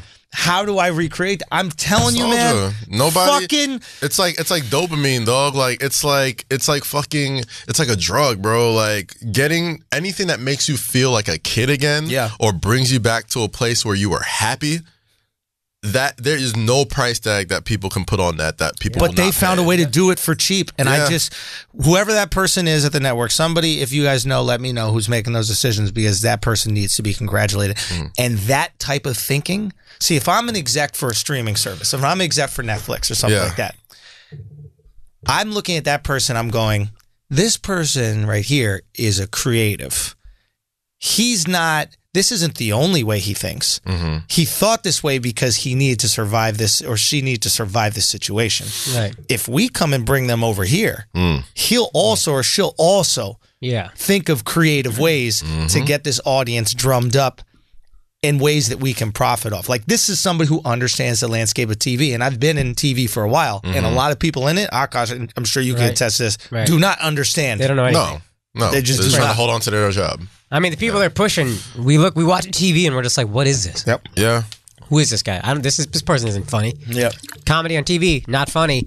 There's a lot of reasons why. You've talked about a few of them here, but also, who the fuck is this guy? He's not funny. I'm not laughing. Yeah. There's this they're trying to move the goalposts with comedy. Have you guys seen this? Yes, the Vulture article? Yes. Like, what was it? The post-humor era of comedy. I want to hear your talks. Vulture in general, everybody they push. Can you describe what was going on with the article just to give a background? Did you read the whole article? No. I should have, because I'm going to do the thing that I hate when people do, which is just read a headline and then react to it. But they basically did you read it? I'm trying to pull it up right now because I remember seeing this shit and I was like, I think Chris D'Elia said something like, "Yo, are we really fucking?" You just said what? Yeah, what? I retweeted that. Yeah, and then I retweeted that. I didn't want to go off beyond that because I don't want to rant too long as I didn't read. But like, basically said this is the post funny era of comedy. Comedy doesn't need to be funny anymore. It just needs to make you think. And then there was a picture of Donald Glover in Atlanta. And they left off Louis because he jerks off in front of women, and but that was never funny. That's not funny. The funniest thing about Louis is his face when he's jerking off in front of women. Gotta be, or like his face when he's asking. Like he's probably trying to ask real innocently and cute. Like, hey, would it be cool if I? Anyway, another fucking. Who's the other one? Oh, the gay. My kids are dicks. I'm trying to do my Louis impression. Fuck them. They're dicks. I mean, kids suck. So you put them in a blender. That's what you do with kids because that's what the world wanted you to do. You take a kid and then you flip them upside down because they suck. Who's the other gay? Nanette. They put Nanette on there. And so it's an interesting time, right? Where like these people and Michael Che, who I'm a big fan of. Saw him at SummerSlam a few weeks back. He came and kicked it with him, Jon Stewart, Wale. They were all there. I was like, not a fan moment, but I was like, oh shit. Che is a brilliant comedic mind, man. And brilliant. I really truly believe that he's a guy, and I do not judge him just on his fucking Weekend Update. Go follow him on Instagram. Read his Instagram stories. He's a great Instagram guy, but his stand-up is top-notch, and I almost hope that he quits SNL soon, where he can like just sit down and focus on a special, because I think that he could have a very, very special. Well, his special on NFL on Netflix was incredible. Michael Che Matters. It was really good. It was really good. I guess so. He had some interesting points about it, but essentially, what's happening with comedy right now is that people are moving the goalposts, and they're basically trying to act as if comedy doesn't need to be funny anymore. It doesn't make any fucking sense. It does not win, and I am proof. Yeah, that it does not win. Yeah, that's a dope sentence to be able to say. I am the proof that it does not win. Yeah, the networks say no to me. I put my clips on the internet. Yeah, put them on YouTube. No comedy special, none, that has this critical acclaim that they're talking about has gotten the same amount of views as my clips on YouTube. I think I'm up to almost 20 million views on my clips on YouTube. These comedy specials are getting 300,000 views. Mm-hmm. I mean, Will Smith's Bright did 11 million, and that was massive. Right. So let's just put that in perspective here. This critical acclaim shit, it's almost like we're getting to the point where if you get critical acclaim for your comedy special, it's trash. Yeah. It's not funny. Yeah. Right? Yeah. I don't know if that's all the way true. Name one. I don't know if that's all the way true. Michael Che Matters. That was critically acclaimed. No, it wasn't. It wasn't even put in the top 50 specials or something like that. From who? These people who write I think it was even Vulture. Well, fuck Vulture. Well, then okay, all right. I see what you're saying. Like, I'll scream from the rooftops to how funny it was. Right? What I'm saying is these comedy reviewers. You know what's funny about a Vulture is it preys on the weak. Yeah. Preys on the dead. Preys on the dead. Right? So the reason why that preys on the dead. Right. And that's exactly what they're doing. Like the fact that, like, you ever see that episode of South Park when they made fun of the comedy awards? No. And they were like, oh, like it's a paradox. Why award comedy? Because if you award comedy, that means you take it seriously, and serious is not supposed to. And then, like, it made people's heads explode, and because Comedy Central had just did like the first ever comedy awards, and everybody was like, "This is the dumbest shit we've ever done." Every comedian was like, "What the fuck is going on?" Yeah, so like a comedy reviewer. And Kevin Hart didn't win anything, for the record. Doesn't make, like, I think like Adam Sandler got like some Lifetime Achievement Award, and like he was like, "Yeah, this is the dumbest fucking He's shit." the other proof, by the way, Andrew. He's the other proof of your model. Nobody critically gives up for Kevin Hart. Kevin Hart, I remember we remember when he had like 2-3 million Twitter followers, which was insane. Right. And he couldn't get his own TV show. He couldn't get shit. Right. But he didn't have the critical acclaim, so it's too funny. It's actually funny. And funny is a feeling that we all want. It is pure happiness. Right. Thinking is cool to say you did. Yeah. It's cool to say I thought about this. Yes. Thinking about shit will make you feel endorphins. Yeah. Stop. Laughter. It's like you're co-opting the word comedy to give an excuse to put out your one-man show or whatever it is. Yeah. You don't have to call it comedy. Comedy is one thing. Just say it's a one-man show. Just call it a one-man show. Call it TED Talk. It's totally fine. Yeah. Nobody's upset about it, right? I think I spoke about this before, but I'm not sure if I spoke about it on this show. But here's the difference between comedy and everything else. You can't pretend to be funny. You can pretend to be sad. You can pretend to be happy. Yeah. You can pretend to be exhausted. Right. Right? You could pretend to be horny. Right. Shout out to Blue Chew. Yeah. You could pretend to be all these different things. You cannot pretend to be funny. We see it all the time in movies. Actors trying to be funny and they're not. Because you can't do it. You can't even pretend to smile on, like, that takes practice. Smile for a picture. I'm saying even that. Yeah. Like, fuck, laughter is impossible. Sure. You know, smiling is hard. Laughter is impossible. It is, and so because the thing with funny is this. We don't make things funny. We expose funny. Right. Funny always exists. Yeah. There's That's a great membrane of funny That's a fucking that is well said. existing constantly. Right. And you and I open up a portal to that funny. Right. And funny people are able to open up the portal to the funny to other people. That is the gift that we have. We're not making anything funny. The thing that clicked for me about this was clever is a way to elicit a reaction. But it's not, everything funny is not clever, right? Sometimes somebody falls and you laugh. Why are you laughing? The portal opened. Yeah. It was funny. Right. Sometimes you'll just say a word in a certain way. Right? Yeah. And we'll just all laugh. It has nothing clever about it. Clever is like a mathematical formula to open up the portal. Right. Somebody figured out a hack. Yeah. But funny always exists. Right. And I think what's happening is people admire what is funny and they're so shocked and in awe of creating funny, right? That they want to be part of it, but they recognize they don't have the skill to open up the portal. So they're trying to move the goalposts. Yeah. They're trying to say, you know what?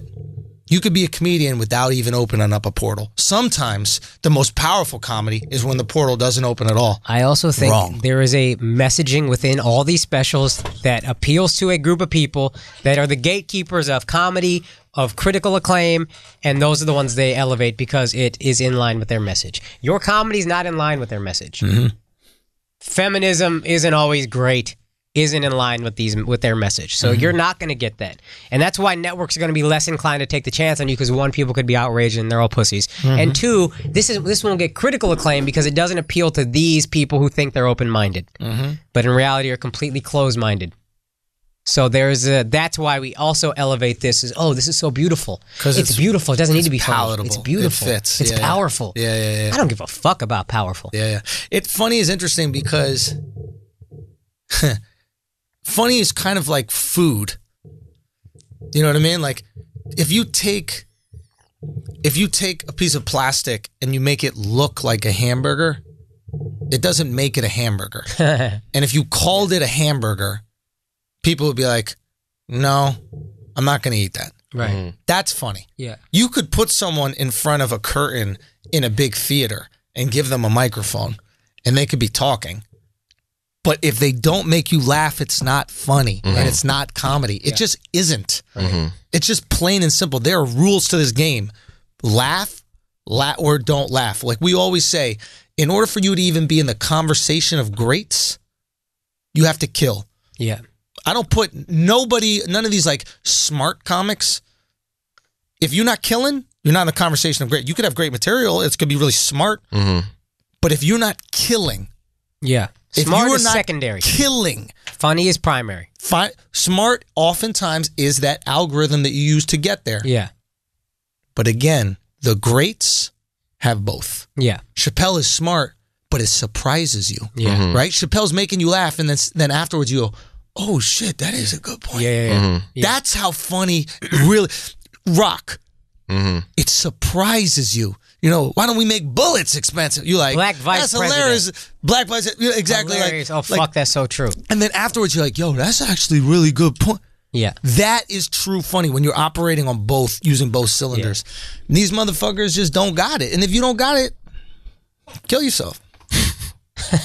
Just don't do comedy. Get a day job. Listen, all right. There's a lot of people who want to play basketball. They're not tall enough. Listen, if you're in comedy, you're not funny, and you're acting, you're doing all these things, you're taking roles from guys like Jeffrey Owens at Trader Joe's. You should be the one at Trader Joe's. Yo, it's true. Go be a manager. There's nothing wrong with a day job. Yeah. You should have one. It's noble work. Didn't you tweet that about him? What is that? It's noble work. It is. Everybody, all these people tweet that about him? Don't shame him. Yeah. And there's no shame in you guys quitting the business. Just join. Yeah. Anyway, can we please just at least say something about football? Yeah, let's please. I don't want to be too Kazish here. Jesus Christ. Go. Oh, man. At least. Let's run through these NFL predictions. The opening game was AFC terrible. and NFC. Did anybody watch any of the opening? Yeah, game? It was fucking awful. It was. If you didn't watch it, Matt Ryan's trash. If you didn't watch it, just Nick go Foles watch. Is super trash, but I guess not as trash as Matt Ryan. yeah. If you didn't watch it, just go watch the divisional playoff game in the playoffs because it was the exact same thing. Same happened shit. Twice. Oh gosh. All right, so let's run through these predictions, man. Okay. Who you got coming out the NFC? I fucking hate to do this, but Philly. I think Philly is setting up a dynasty, and it really fucking drives me crazy. And I'm going to be honest, I saw this coming a year ago. I remember texting my brother, why is nobody talking about how good Philly's going to be? So they have a great offensive line, a great defensive line. When Carson Wentz comes back, he's going to be a great quarterback. He was already great before he got hurt. He was great. Man. Like I didn't I slept on how great he was last year. Like I knew he was good. I always knew he was good. But like this motherfucker is the prototype. He is great. I don't think he has the ability to make all the throws Aaron Rodgers has, but he has this Aaron Rodgers intangible thing where it's like he can make a play out of nothing. He's damn close. Yeah, like he's elusive. He's fucking deceptively large. He's a big motherfucker, and I like my quarterbacks skinny, big as which fuck. could fuck him up. I think it could. The two things that can fuck up Philly are one, Wentz gets hurt and Foles struggles. I think somebody on the ticket I always listen to said last year I think Nick Foles it was the beauty of an uncluttered mind. Yeah. He had no pressure, nothing to think about, just go out there and play. Now he's got to think, pressure. and that could fuck him up. Yeah. And Wentz scrambles a lot. Yeah. If you scramble a lot, you can always get hurt, and Wentz is a little skinny. So that could fuck him up. And then two, long term, they spent a ton of money in the salary cap because rookie quarterbacks are so cheap, and they got a great one, and that could catch up to them in a few years. That's the only things I see right now stopping Philly from being a dynasty, and it makes me fucking sick constantly. Because Philly doesn't deserve nice things. Philly doesn't deserve nice things. You are monsters. You are garbage bags of humans. There's some great pockets of Philly, but generally speaking, I hate everything about Philly sports. So NFC, I got the LA Rams. That's a good pick too, and I hope it's them. I think the LA Rams are everything that the Eagles have, but they have the best player in football, in Aaron Donald. Okay. They have Todd Gurley, who is a freak. Love their quarterback. Love their coach. If Goff takes another step, that's huge. Yeah, I think this is the year for Goff, man. Like I think this is the year that he becomes. I think we're in a weird time with quarterbacks right now, where like you can be a great to an elite quarterback, and it still might not be enough. You know what I mean? Like, there's so many very good quarterbacks out there right now. It's a weird time where there's a bunch of elite quarterbacks, a few that are all right, and you're not sure about. And as a Cowboy fan, Dak is one of them. I'll just say that. But then there's also a lot of dog shit quarterbacks. But that's the thing, though. Like with the quarterbacks right now, especially with the Cowboys, or especially with any good team. Like the Redskins are a good team. Is Alex Smith like good or all right? There's a lot of people saying the Alex Redskins, Smith is very good. Yeah, a lot of people though are saying like the Redskins are a sleeper. I don't believe in Alex Smith. I don't. Now I could be Flagrant 2 elevating them and doing the thing, but I just don't believe in Alex Smith. No, I think Alex Smith he's a good good quarterback. Yeah, he's above average. Yeah, he's above average. I've never subscribed to the thing about Alex Smith being like this whack, just run of the mill dude. Like the dude's been a starting quarterback for damn near his entire career, and he's been pretty solid. And I think he's better than fucking Kirk Cousins. You know what I'm saying? So I think Cousins is good, and that's why I think Minnesota has a chance. I think I love the Saints. I love Drew Brees. I hate that I was rooting for Minnesota last year to beat the Saints because I think New Orleans could have beaten Philly last year. I think so too. But winning a Super Bowl is so hard. If anything gets fucked up, you can lose. Absolutely. Philly seems to be able to withstand that because they're so deep, but I don't know if New Orleans can. And LA is another one. It's almost just like for LA, that's too sexy of a pick for me, which is weird. It's so everybody's saying it. It seems so obvious. It's the same thing that scares me about Jacksonville. Yeah. Because there's a 40%. Which is my AFC pick, by the way. Your AFC pick? That's what I figured. Jaguars, yeah. There is a 40% turnover rate or something like that, playoff teams from year to year. You never know who the fuck is coming. Yeah. So I didn't think Philly was going to win a Super Bowl last year. I knew they'd be good, but nobody had Philly winning a Super Bowl last year. Because football is such a sport where things just, it's a hard game of inches. It's a game of inches. Like fucking literally 1 or 2 plays can be the difference between being an 8-win team and a 12-win team. Being a 5-win team and a 9-win team that squeaks into the playoffs and makes a run in the play. You know what I'm saying? Like it's so minute, the difference between like a really good team and a really bad team, that this is how small the difference is. Minnesota wins on a miracle play against the Saints last year.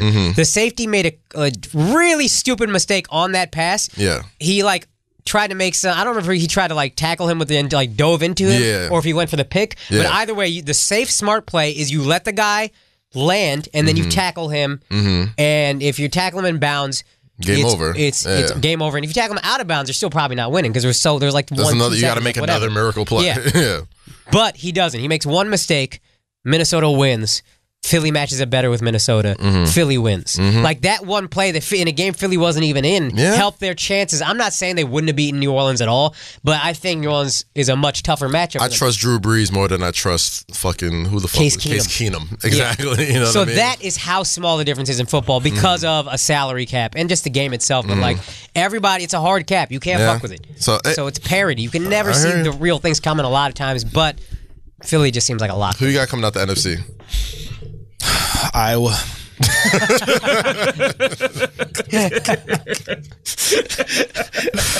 Oh gosh, I like Iowa. I bet you do. I'm into Iowa.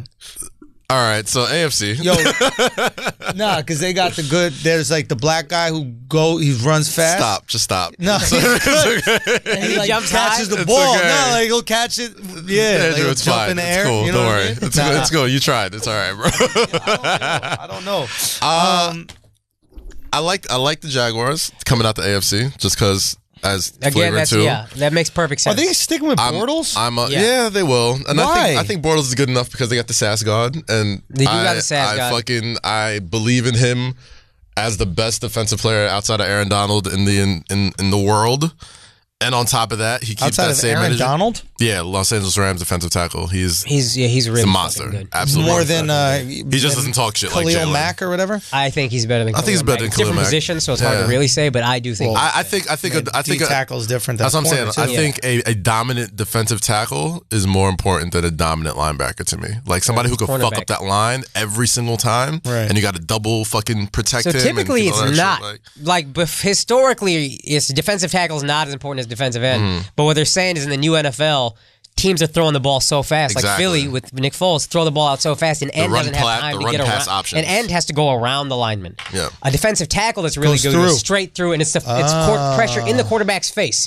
Before, it was come around the blind side, go for the ball. He doesn't see you coming, but you had a little more time then. Yeah. Now they're saying the fact that he's blowing through that shit every single time. So a tackle who can blow through the line can cause havoc more than... That's like bucking traditional thinking, but that's what a lot of people think. Are they trying to put... and I don't know if Khalil... I mean, the Bears will be better this year. Yeah, but Trubisky is... Trubisky's and the Rams are just so stacked. Are they going to try to put DNs as D tackles? Nah, it's just a different...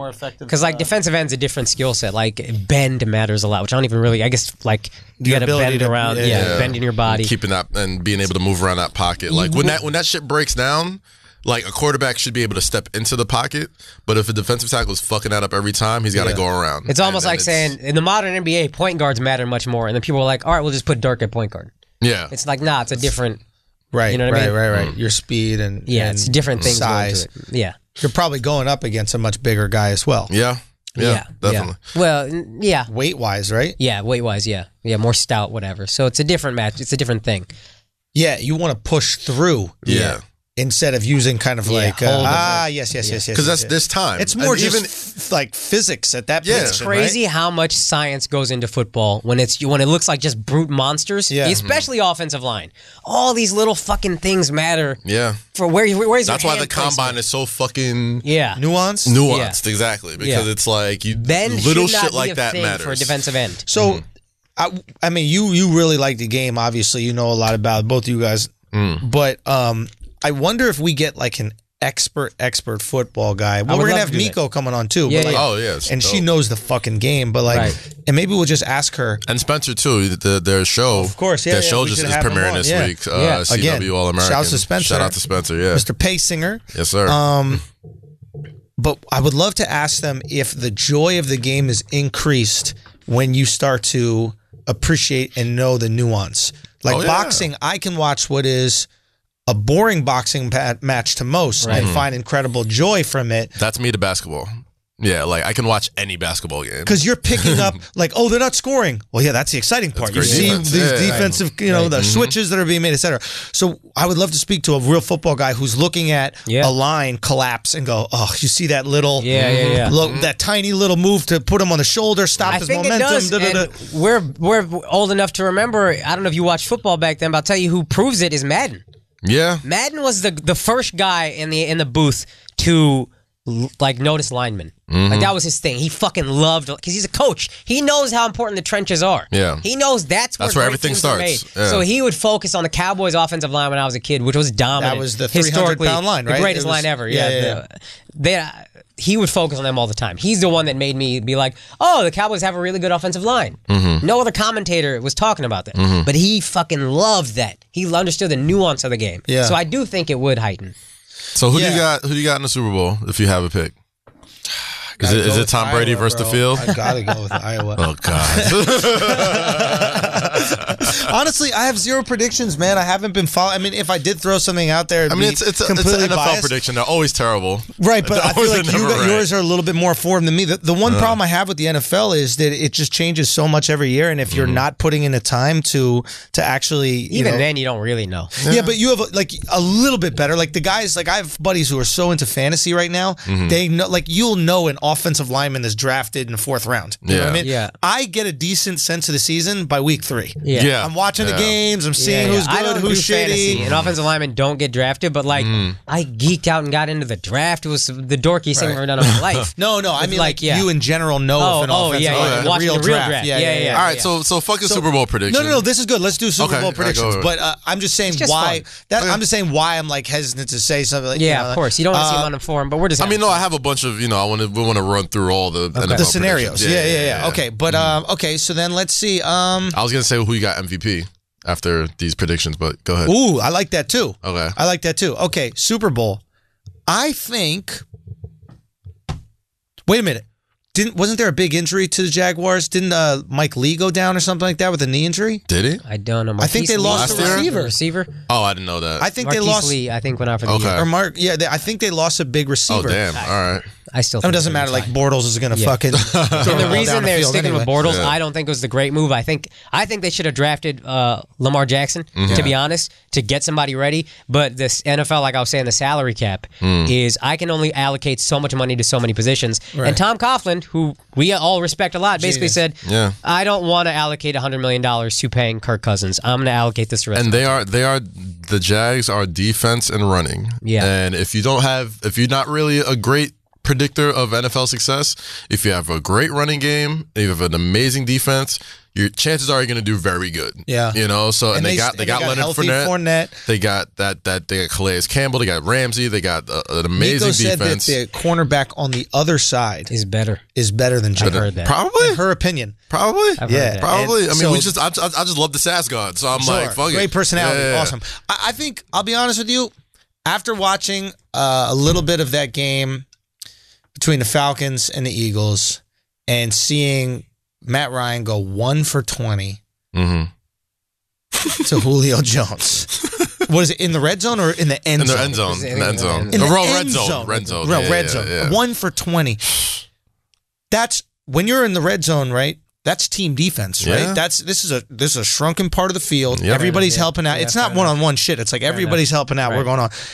If the defense is that legit, and then they get Wentz back, who the Sass God claims is the truth. Is the truth. Right. And the Sass God don't lie. The Sass God don't lie. Why would you lie? He will tell you if you trash. Man is straight up, right? He's a lot of things, but he's an honest man, bro. And that was really him and Drew Brees are the only white quarterbacks he really gave it up. I think Rodgers too. He gave it up to Rodgers. Because Rodgers that dude. You know what I mean? Rodgers that motherfucker. That motherfucking dude. Yeah. So I would not be surprised to see the Eagles back there, and it hurts me to almost say it, but I would not. He said the same thing. Yeah. Who else did you pick?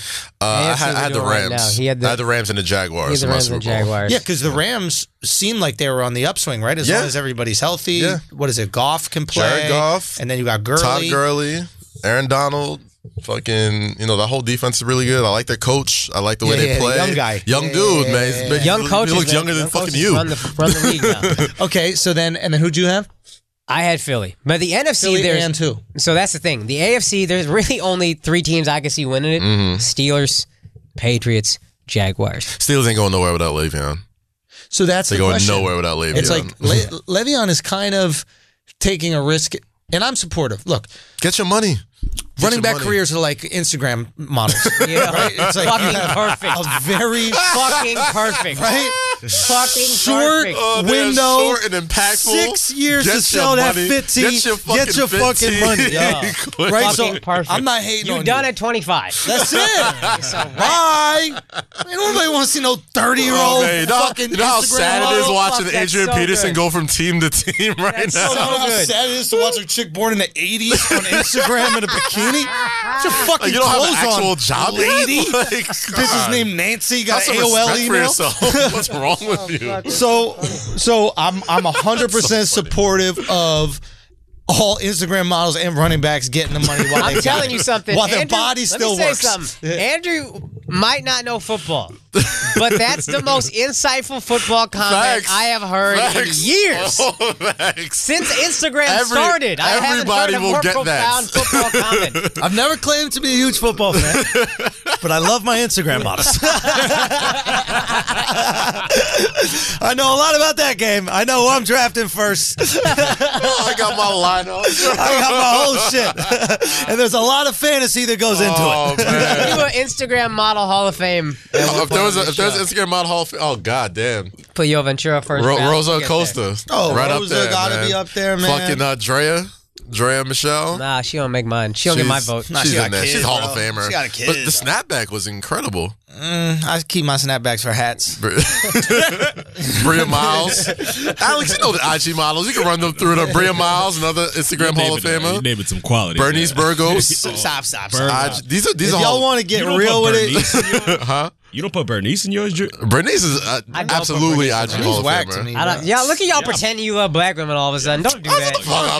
Andrew. Bernice is legit whack, bro. Bernice legit. Let me show you. There's an Instagram account I follow called You see, that's the jig. You follow the Instagram accounts that collect all the IG models. Now I don't gotta follow all them hoes. Yeah, I'm not gonna follow all y'all. I just get the best. It's like watching fucking Sports Center. I can't follow every sport. Just give me the highlights at the end of the night. Deontay Murray's girl. Deontay Murray. Deontay, I stay fucking up his name. Look her up. Oh, from the Spurs? Crazy. This is hilarious. It's crazy. Yeah. All right, let's look these Everybody everybody listening right now. Tell me this man ain't about to take over the league. Tell me this man ain't ready when Kawhi left. That's a nice. She's a nice new up and comer. Who? Marilyn Mello. Who's bad that? joint. A little bad joint. Just a little IG. Look up Deontay Murray girl, somebody. I'll turn to the telling you, this guy ready for Kawhi to go. He taking. I'll turn to motherfucking John Madden when it comes to the IG. I'm like, she has great potential. You know what I mean? He's noticing the nuance of the game. Yeah, she really has a love for the. She does it for the love of the game. That's what. How many hoes Andrew follow that he can't even find? Time out. Is Cardi B IG Hall of Famer? Yeah. Instagram model Hall of Famer. She She's like a funny. She transcended. Fair enough. Now you can't have a personality. Okay. Yeah, that's true. We don't want to hear you speak. I don't even want to know your accent. Every IG model out here like Charlie Chaplin. Just.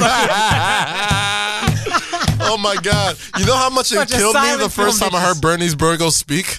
The first time I heard Bernice Burgos speak, I'm like, yo, that's your voice? Why? What does she sound like? She just sounds like a regular Bronx chick. Like that's which is fine. It's just that I've just heard her not speak for so long. When I first heard her say words, it was just so jarring. I was like, oh God, I forgot she speaks. This is bro. There's here we go. Is that it? Anyway, I think it's called Maison Seasons. I follow my shit's called Bombshells with 2 S's. So this one is called Maison Seasons, MAISONSEASONS, and it's basically just Russian bitches, right? What happened? What? I thought you loved Black Queens, bro. What? Yeah. What happened to that shit? Expose him. Yeah. Expose him. Yeah. Y'all really thought? Hold on. Y'all really think I follow that? Y'all are crazy, bro. Like y'all are so dumb. Like, obviously, they sound like a French word. Listen. The only season I go with is Larry's seasoning salt for my Black Queens, making me some Caribbean dishes. First off, it's Laurie's, not Larry's. How do you know you're fucking with Black Queens? Expose him. My bad, Black Queens. My bad. Y'all gotta sit aside for these Russian bitches. These Russian bitches coming out. These Russian bitches not playing games, yo. You can hack my erection. Oh, Andrew on fire right now. Oh gosh. We got a little MVPs. Let's talk about who's gonna be. Who do you got? Oh shit. I'm a jump out the window real quick, man. I might. Who? I'm going with Handsome Jimmy, bro. Jimmy G. Shit. Whoa. Handsome Jimmy, MVP season, bro. Wow. That's my guy. Fuck. Either Handsome Jimmy or Todd Gurley, but I'm gonna go fucking off the. I'm throwing it to the fucking wolves. Fuck it. All right, Akash, who you got? Jimmy G. Here's the thing. You got to make it to the playoffs to be an MVP. It never seems to work out that way, any other way. So I would go with Russell Wilson because I think he could have been MVP last year, to be honest with you. But since I don't think the Seattle Seahawks are going to go to the playoffs, I want to say Ezekiel Elliott. But I think he can have a big year. He stopped beating bitches up. As far as we know. Stop pulling out titties in public, as far as we know. And I think he's ready to have a big year. But I also don't know if the Cowboys are going to make the playoffs. But I'm just going to say Ezekiel Elliott because I didn't prepare well enough for this. What about you? Keep it stack. I also didn't give a final AFC Super Bowl prediction. I'll do that at some point. MVP. Yeah. Going to Aaron as always. Who was the last wide receiver to be an MVP? Ooh. Gosh, was it Jerry? I think it was Jerry in my lifetime. I think it was Jerry. Yeah. Okay. I think, and there was an argument to be made last year that it should have been AB. Yeah. I think AB gets it this year. You think so? I think though, and I think that because there is a chance that Le'Veon just doesn't end up playing. Right. I would not be surprised because the coach of what's his name? Mike Tomlin. That motherfucker don't play around, bro. The last person to win was Jerry, right? MVP was Jerry in 87. Wide receiver to do it, right? So Tomlin is not playing around. It's a tough motherfucker, okay? He's not folding for shit. If it's possible that Le'Veon doesn't play, you have to throw the ball in the air a little bit more. You're not going to give this, second string running back 40 touches a game. Understood, but I think him not playing directly affects AB. That's fair. Directly affects. That's fair. That's fair. Because he's gonna give. He can't stack the box. Exactly. He right. Can't stack the box. Yeah. I think AB is that much. I think he is that much of a problem, and I think Ben got another year left in him, and I think it could happen. That's what I'll go with. I'm gonna go out. I don't know if it's solid. I mean, wide receiver hasn't happened since '87, but the risk reward is high. That's how I feel with Jimmy G. If you're right, I'm like, bro, you a fucking genius. It's a thing, like, and it's one of those things with Jimmy G, man. Like, especially with quarterbacks in the NFL, like some are good, some are great, but some motherfuckers just got it. And you think that he has it? That motherfucker got it, bro. Yeah. Like, he has it. He pulled the Joe Budden. He said, I've been better than you for 3 years. Exactly. I've been better than you this whole fucking quarterback this entire time. Tom Brady. Actually, you know who else could get it? Maybe is Leonard Fournette. But the problem with the Steelers, and this is that's a good the steal pick. Yeah. If he's healthy, right? Yeah. Ezekiel Elliott's line is fucked up, but if Leonard Fournette is healthy, the Jaguars' line is solidified. They signed their guard, who's a free agent, to a big contract. If Bortles can do something, take the pressure off Fournette. Yeah. If he can do something to take pressure. And if the Jaguars are really good, Fournette going to get all the credit. That's what I'm saying. Of course. Nobody gives a fuck because about they're Bortles. fucking punting every single I honestly think it's because his last name is Bortles. He has such a whack quarterback name. Like, some like there's something. That's what I'm saying. Like some quarterbacks have to have like a certain like je ne sais quoi about them. Like it's something that you can't really touch. But like where you learn that word, Kaz? What? Je ne sais quoi. Oh, God. Probably on Mason seasons. But no, like there's like a thing with quarterbacks. Like if you got a name like Tom Brady, Aaron Rodgers, like Drew Brees, like there's certain fucking marking. Blake Bortles doesn't scream out at me. No. Elite quarterback. Yeah, Jimmy G. Nice fucking name.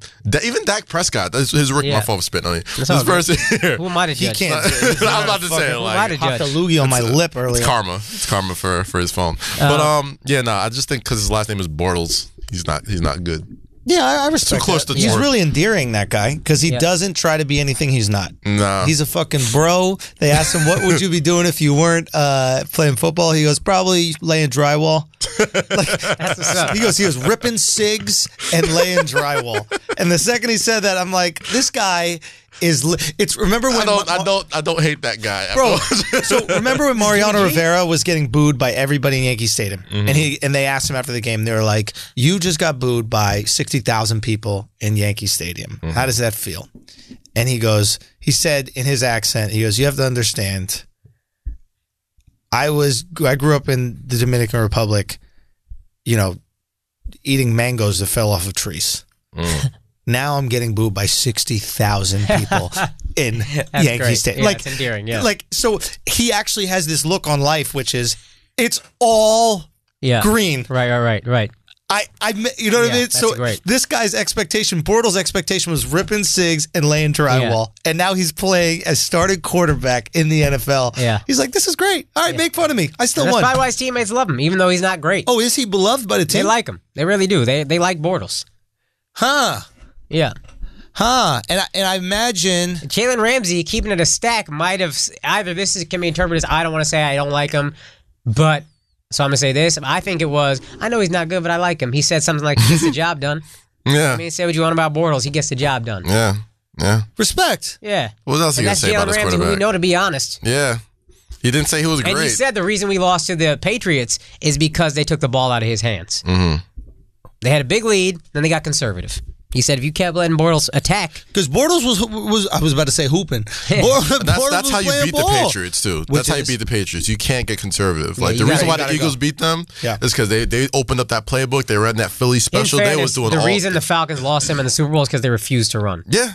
Well, that's why the Falcons lost. That too. Because they were throwing when they were. But their run. But they threw for 3.5 quarters. But their run wasn't necessarily conservative, right? They had an exceptional running game. Freeman had an amazing season. And it's like you have to feed the guy who got you. That's what Jacksonville's thinking, to be honest. But you also, it's a mix. It's always a balance. And whenever you lose, we're going to question whatever. But that was his thing. So my point is he's saying Bortles isn't bad. His teammates like him. His teammates believe in him. That's my point. Dude, you're a professional quarterback in the NFL. You can make 8-yard passes. Yeah. The game is not downfield anymore. If you find, look at Tom Brady. How often does Tom Brady throw the ball more than 20 yards? Yeah, you can go. Yeah. How often? I don't know. I'm sure, but you can eat. But he can. Had a deep threat. He can, but you got to respect the deep ball. No, you have to respect it. But like, he doesn't need to. You do need to stretch the defense. Is what they always say. You need to make them respect that he can go deep. So I'm not going to just play up the line. 1-3 just so they play up on you. They don't sag. Yeah. Okay, fair enough. Now, what I will say about Le'Veon Bell, he might be playing himself. And as much as I say, get your money. He got $12 million last year. He would have been a $14 million this year for the franchise tag. Like running backs, like you said, they're insta hosts. There's always another hoe. James Conner is the Seahawks running back right now. I haven't seen him. I don't watch a ton as much as I read people who watch so I can save time. People who watch are saying this guy's pretty good.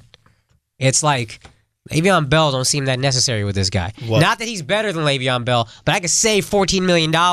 He could fill the gap. And have someone who's not as good, but I can use that $14 million elsewhere. But he's good. He gets the job done. Yeah, like you said. So Le'Veon Bell might be playing himself, whereas if he played this year, you got $26 million in 2 years. And as much as I say, go get your money, $26 million in 2 years, if I was your financial advisor, I'd say, dog, get your fucking $14 million. We will take care of you the rest of your life with this. So then after that, if you can get a huge contract, go do it. But get this $14 million because I don't know if people are going to want you after this year. There's no way that his skills could diminish in 1 year, especially if he doesn't even play. But if he'll get 2 years guaranteed in a big contract. I hope Isn't that usually how it works? But $14 million is not something to sneeze at. Also, he wants your big guarantee. That's what he wants. There's the theory that I subscribe to a little bit that, and I don't really think it's that true, but like maybe he's a product of a great O-line. That's why the O-linemen really got pissed off at him. And I think their plan is the fucking backup. If the backup cooks, then it's like you have no leverage. You have no leverage no more, dog. Saying, go get your that's why I'm thinking like people thinking Le'Veon's sitting out for the year. I'm like, dog, running back he's sitting out a game or two maximum. Because if their backup cooks, and they're like, we don't, fuck it. All right, cool, I'm coming. You know, like this. Now you're expendable now. You're expendable if the dude behind you is a baller, but who knows? Guy on the ticket always says this. It's not as good as Instagram hoes, but he said running backs in the NFL are big pens. You buy them cheap, you use them up, you throw them out. So if you are that position and you can make $26 million, how is his meaner than mine? No, I said it's not as like. No, I'm saying his ended up being meaner, and it was about pens. Right? It's like kind of savage. That's essentially what you do with Insta hoes, right? You buy them cheap, you use them up, you throw them out. Send them to wherever the fuck island. Go to. Fuck, we got to start putting clock emojis when time is running out for the Instagram emoji. Shit, yeah. It's like, hey, you steady approaching. That's good. You steady approaching. That's good, dog. I see it falling off. That's good. Anyway, so also holding out Earl Thomas, but he reported. Yeah. So I saw that, and then Earl Thomas posted a video of him saying, Father Time is undefeated, but I'm going to take him in a triple overtime. Yes. Yeah. So, great quote. And great. It was great, but I interpreted it as if like the league or like a team was saying we're no longer interested. But the reality of the matter is, players in their 30s don't typically get huge contracts. Is what he's kind of. That's why Seattle doesn't want to sign him to an extension. He's 29. That's why a lot of the Cowboys were.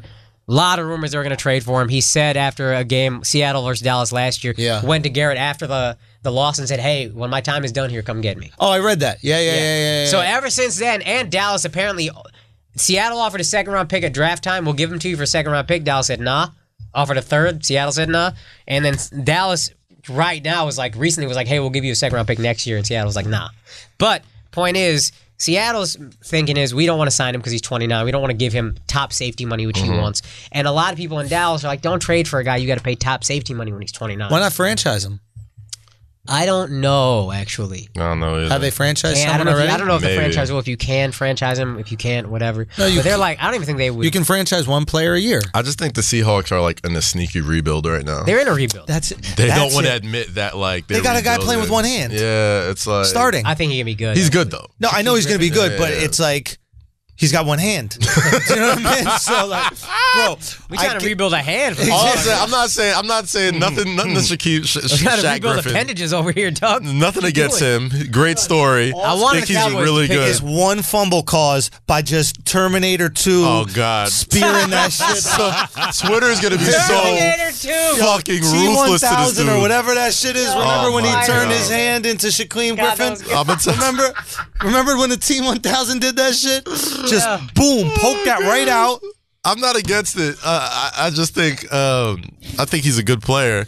I just know those Legion of Boom days are long gone. Oh yeah, all of them are gone. Long gone. They're all gone. Marshawn's gone. Fucking the whole Legion of Boom. Richard Sherman's gone. Thomas, the last guy saying. Cam Chancellor retired. Like that shit is done. Yeah, they are gonna be ass this year. Russell Wilson makes it you think they're not a rebuild, and that's why I think he's so fucking good. He's so fucking good. That's the thing. He's keeping them. Their D is still good, but it's not what it was. Right. And they're in the playoffs because of Russell Wilson. But they were also always Doug a Baldwin. system D too, as well, right? It's like Pete Carroll's a good offensive mind, defensive mind, really great. I'm just saying, like when you have a system defense like they had, you can theoretically, you plug and play. It's not going to be as good, but you can at least function. Thinking with like New England, why they're so great is it's a plug and play system. Right. Brady's the one guy that and even him, he's injured for a year. They go 11-5. Right. That's why I say Brady's a system QB, plug and play. Right. And then there's certain teams like could be a system defense. Yeah. Right.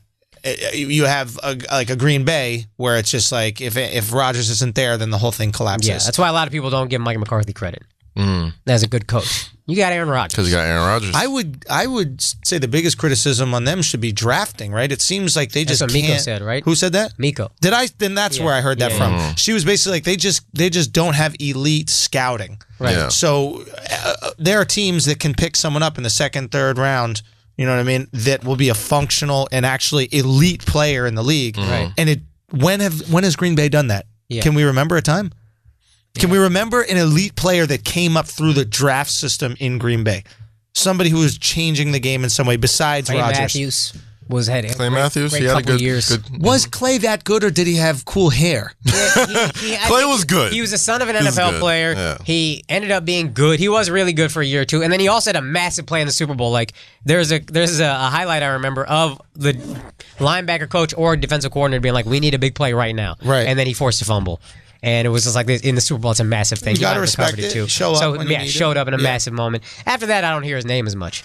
But fair enough. I'm just saying there's something to be said about changing the scouting over there if you just do not have any talent that's coming up. I mean, give me a wide receiver, give me a corner, give me something special that comes up besides Aaron Rodgers, right? I mean, not for nothing. That also speaks to like just how hard it is to draft. Period. Like it's hard to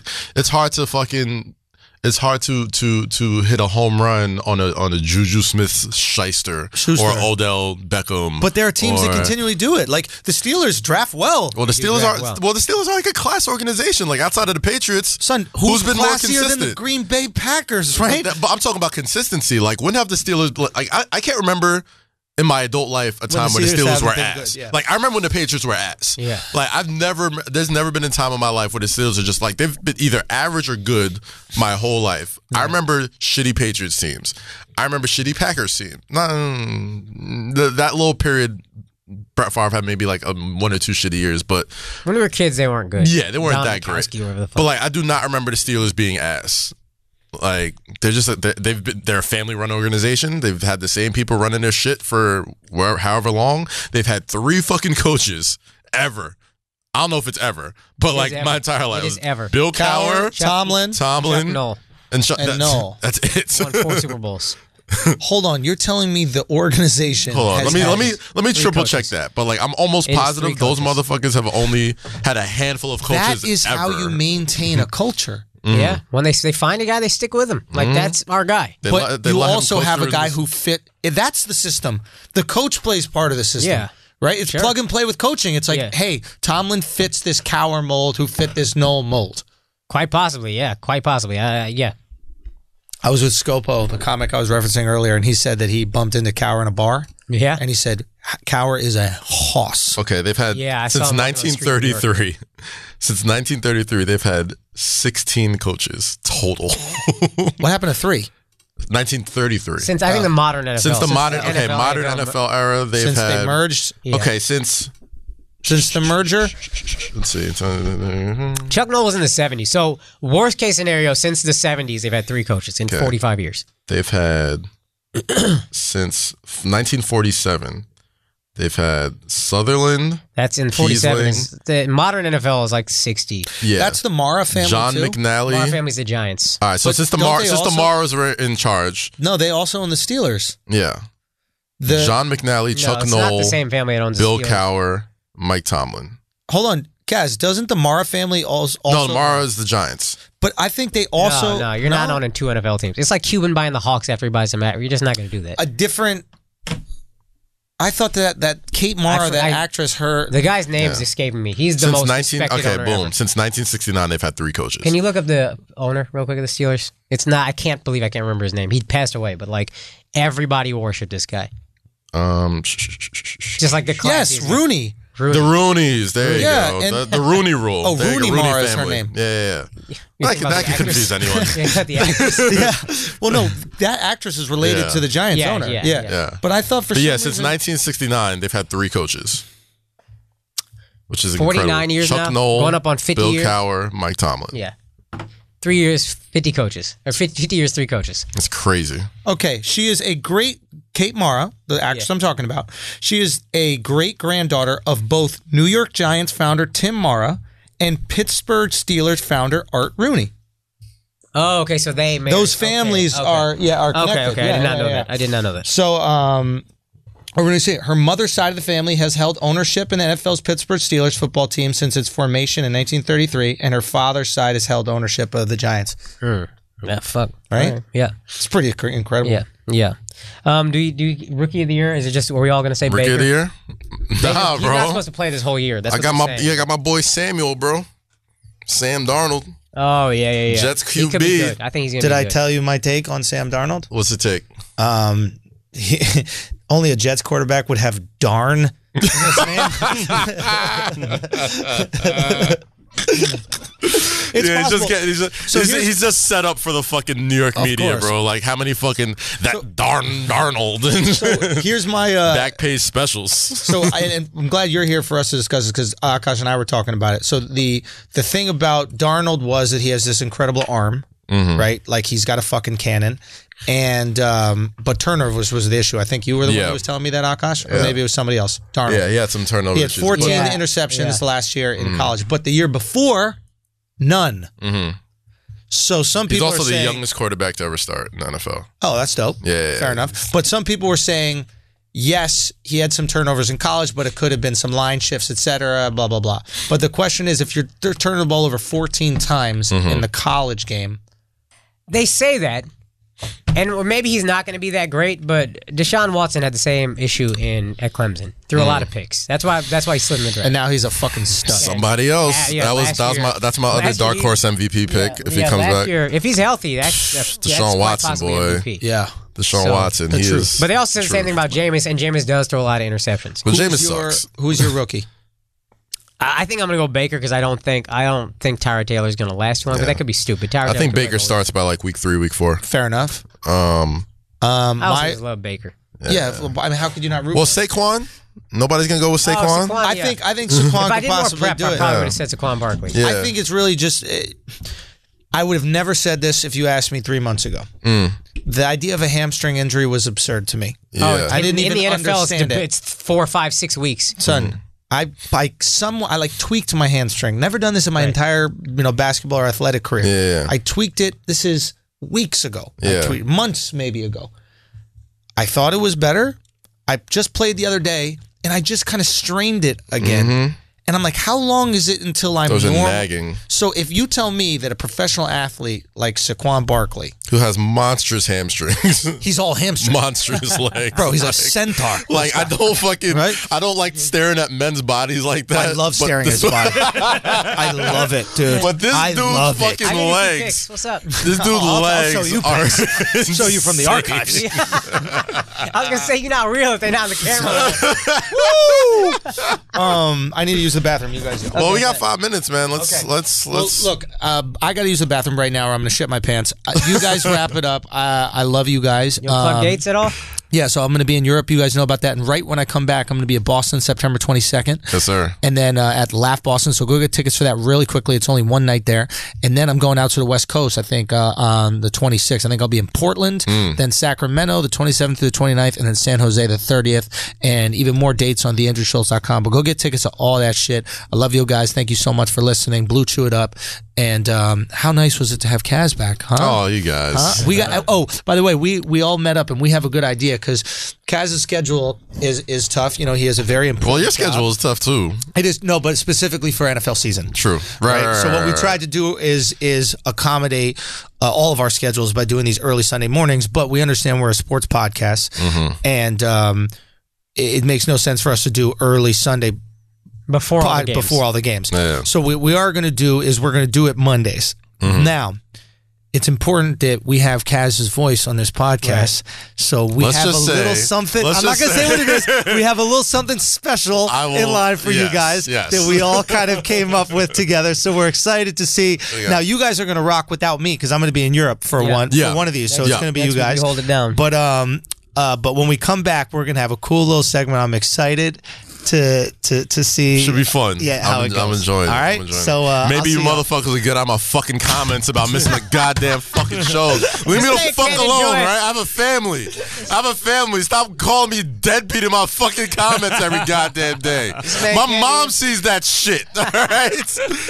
God damn it. Hey guys, do me a favor, don't stop. I don't come to your fucking restaurant and knock the plate out your head and call you a deadbeat. Yeah, but motherfuckers. The thing is, imagine if you went to the restaurant and they weren't there. That's what's happening. Tired of this shit, all right? They love you, Kaz. I saw a guy, cool ass moment. I'm coming home from comedy club. I see a guy on the train. He's like, yo, Akash? Gives me dap, and he's like, I swear to God, I'm listening to Flagrant 2 right now.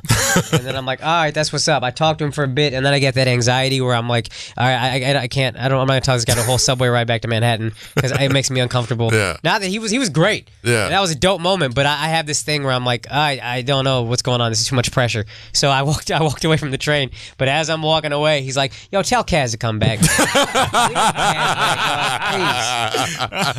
Listen, man, we was at Made in America last weekend, and you know, when I tell you, from people in the crowd to people working the fucking the vendors making sandwiches, the bartenders, I might have ran into at least, not even exaggerating, 15 to 20 people in Made in America saying, yo, Kaz, when you come back to the podcast, yo, Kaz, I love Flagrant 2. Those motherfuckers are crazy, but you need to come back on the podcast. And it was like, kids need their father. Bro, I'm here, bro. Come back. I'm trying to be a positive black father figure for everyone to look up to. You ain't doing a great job of it. I'm not. But you know what? Hopefully, with this new setup. We also got to figure out, I don't know if we're going to record again this coming Sunday because you obviously at work. Andrew's gone. So maybe we'll do like a Wednesday episode this week and next week, or one of the weeks where we can also recap NFL games that have happened. I'll put it like this, man. We'll figure it out because right now we're in the time where sports matter. You got all the friends. I need you to get football fan co-host guests. Yes. We will have Wale guests. A football fan? Big football fan. He'll be on the show. We'll get Wale here in the next 2 weeks. This is my challenge to you. Oh, 2 weeks? Bro. Dad, my birthday coming up. I need a gift. I'll get somebody. We'll get some people on the show, man. Somebody right now is prime time for a show like Alex, us. You got a Mexican to do your job for free. I need that guy here. Nah, I pay. So basketball's on the way back. Football's here. You know what I'm saying? Like all the sports that people all the sports that people really give a fuck about is here with your take of with a spice of flagrancy in here. So tune in every week. Flagrant 2. Alex, thanks for holding it down. Oh, real quick, I'm going to plug my dates again. Down South Tour, the ABDC's American Born Desi Comics. We are in Pittsburgh, September 26th. Zany's Comedy Club in Nashville, the 27th. Stand Up Live in Huntsville, Alabama, 28th and 29th. Red Clay Comedy Festival, the 30th. Good Nights in Raleigh, October 3rd. DC Improv, October 4th. Get your tickets at AmericanBornDesiComics.com. Get those tickets. Come through, man. Show that Southern hospitality. Let my homies. One of them is from Boston. Yeah. He fucking grew up with white people, making this guy think he white his whole life. And the other one is from Queens. So this motherfucker think he Puerto Rican and Italian at the same time. It's very confusing. They just need to see what the South is all about. Just come show hospitality. The thing is going to be mad racist. It's not. Come show them the South is the illest place to do comedy. Yes, sir. And last thing I'm going to plug, Duce Palooza, official festival after party for Dreamville Festival weekend next weekend in North Carolina. We'll be about the West Social Club, 400 Northwest Street. Tickets are available at the door, but you can also get them at DucePalooza.com. Shout out to the whole Dreamville family, J. Cole, Ebe, fucking Money Making Matt, everybody over there, Kaz, Boss, everybody. Come out, show support. Another Duce Palooza thing. Shout out to everybody who showed love at Made in America and in Philly the day before. But you know what we do when we get near town, man. Show support, dog. Show support. Also, tease. A little longer tease is coming in the next month or so. We are getting the groundwork started. Yes, sir. On a Patreon page. Yes, sir. And we're laying the groundwork kind of slowly, but we're letting y'all know when that shit comes through, we are trying to do record numbers. I got the guy, one of the higher-ups at Patreon, I'm texting back and forth with him right now. I told him, I want what we do to be unprecedented. I want it to be historic. I want motherfuckers to recognize we got the best fans in the game. Yes, sir. Because we're not on the networks that get you a million people plugged in. We're not on The Ringer. We're not on Barstool. We are on Loudspeakers, which is great network, and they done right by us, but they don't have... We are doing more with less relative to the Bill Simmonses of the world and the fantasy football cuck on ESPN. And that's because of y'all. Because y'all are the most fucking loyal fans in the world, and it's about time y'all got your goddamn credit. So when we do this, come through, show support, throw that blue chew support. Show that blue chew support. Be who we know you are. We're going to do record numbers. Yes, sir. Yes, sir. Catch you next week, man. Alex, anything to plug? Nah, I'm going to be in Europe with Andrew. Yes, sir. Yeah, working, all right. Working. Have fun, dog. Enjoy the white women. I know you're excited. I know you're excited. Andrew, Alex came in. I swear to God, Alex normally comes in like shorts and sandals with his toes out. You got the whole thing. You got the Adidas on. You got the motherfucking fine as fuck right now. Rollie. Alex, I told you. It's a Rollie, not a stopwatch. My man, shit all don't black. Never stop. My man, all black cap turned backwards, black sweatshirt, fashion blast, torn jeans, black jeans. Got some expensive ass shoes on. I said, "Who the fuck is Cat got a gold watch on? What's Alex doing right now? What's going on?" And then it turns out he going to meet a bunch of white women. Nah, man. And shout out to Cat Williams, man. He won a fucking Emmy yesterday for his appearance on Atlanta. So Cat did? Cat Williams, man. Emmy award winning Cat Williams. Let's not talk about Cat. Cat fucks black girls. We're talking about Alex. Don't take away. Let's end the episode. All right, y'all. This has been Flagrant 2. No easy buckets. Analysis by assholes. Water cooler commentary for your sports needs. We catch you next week. Peace. God bless.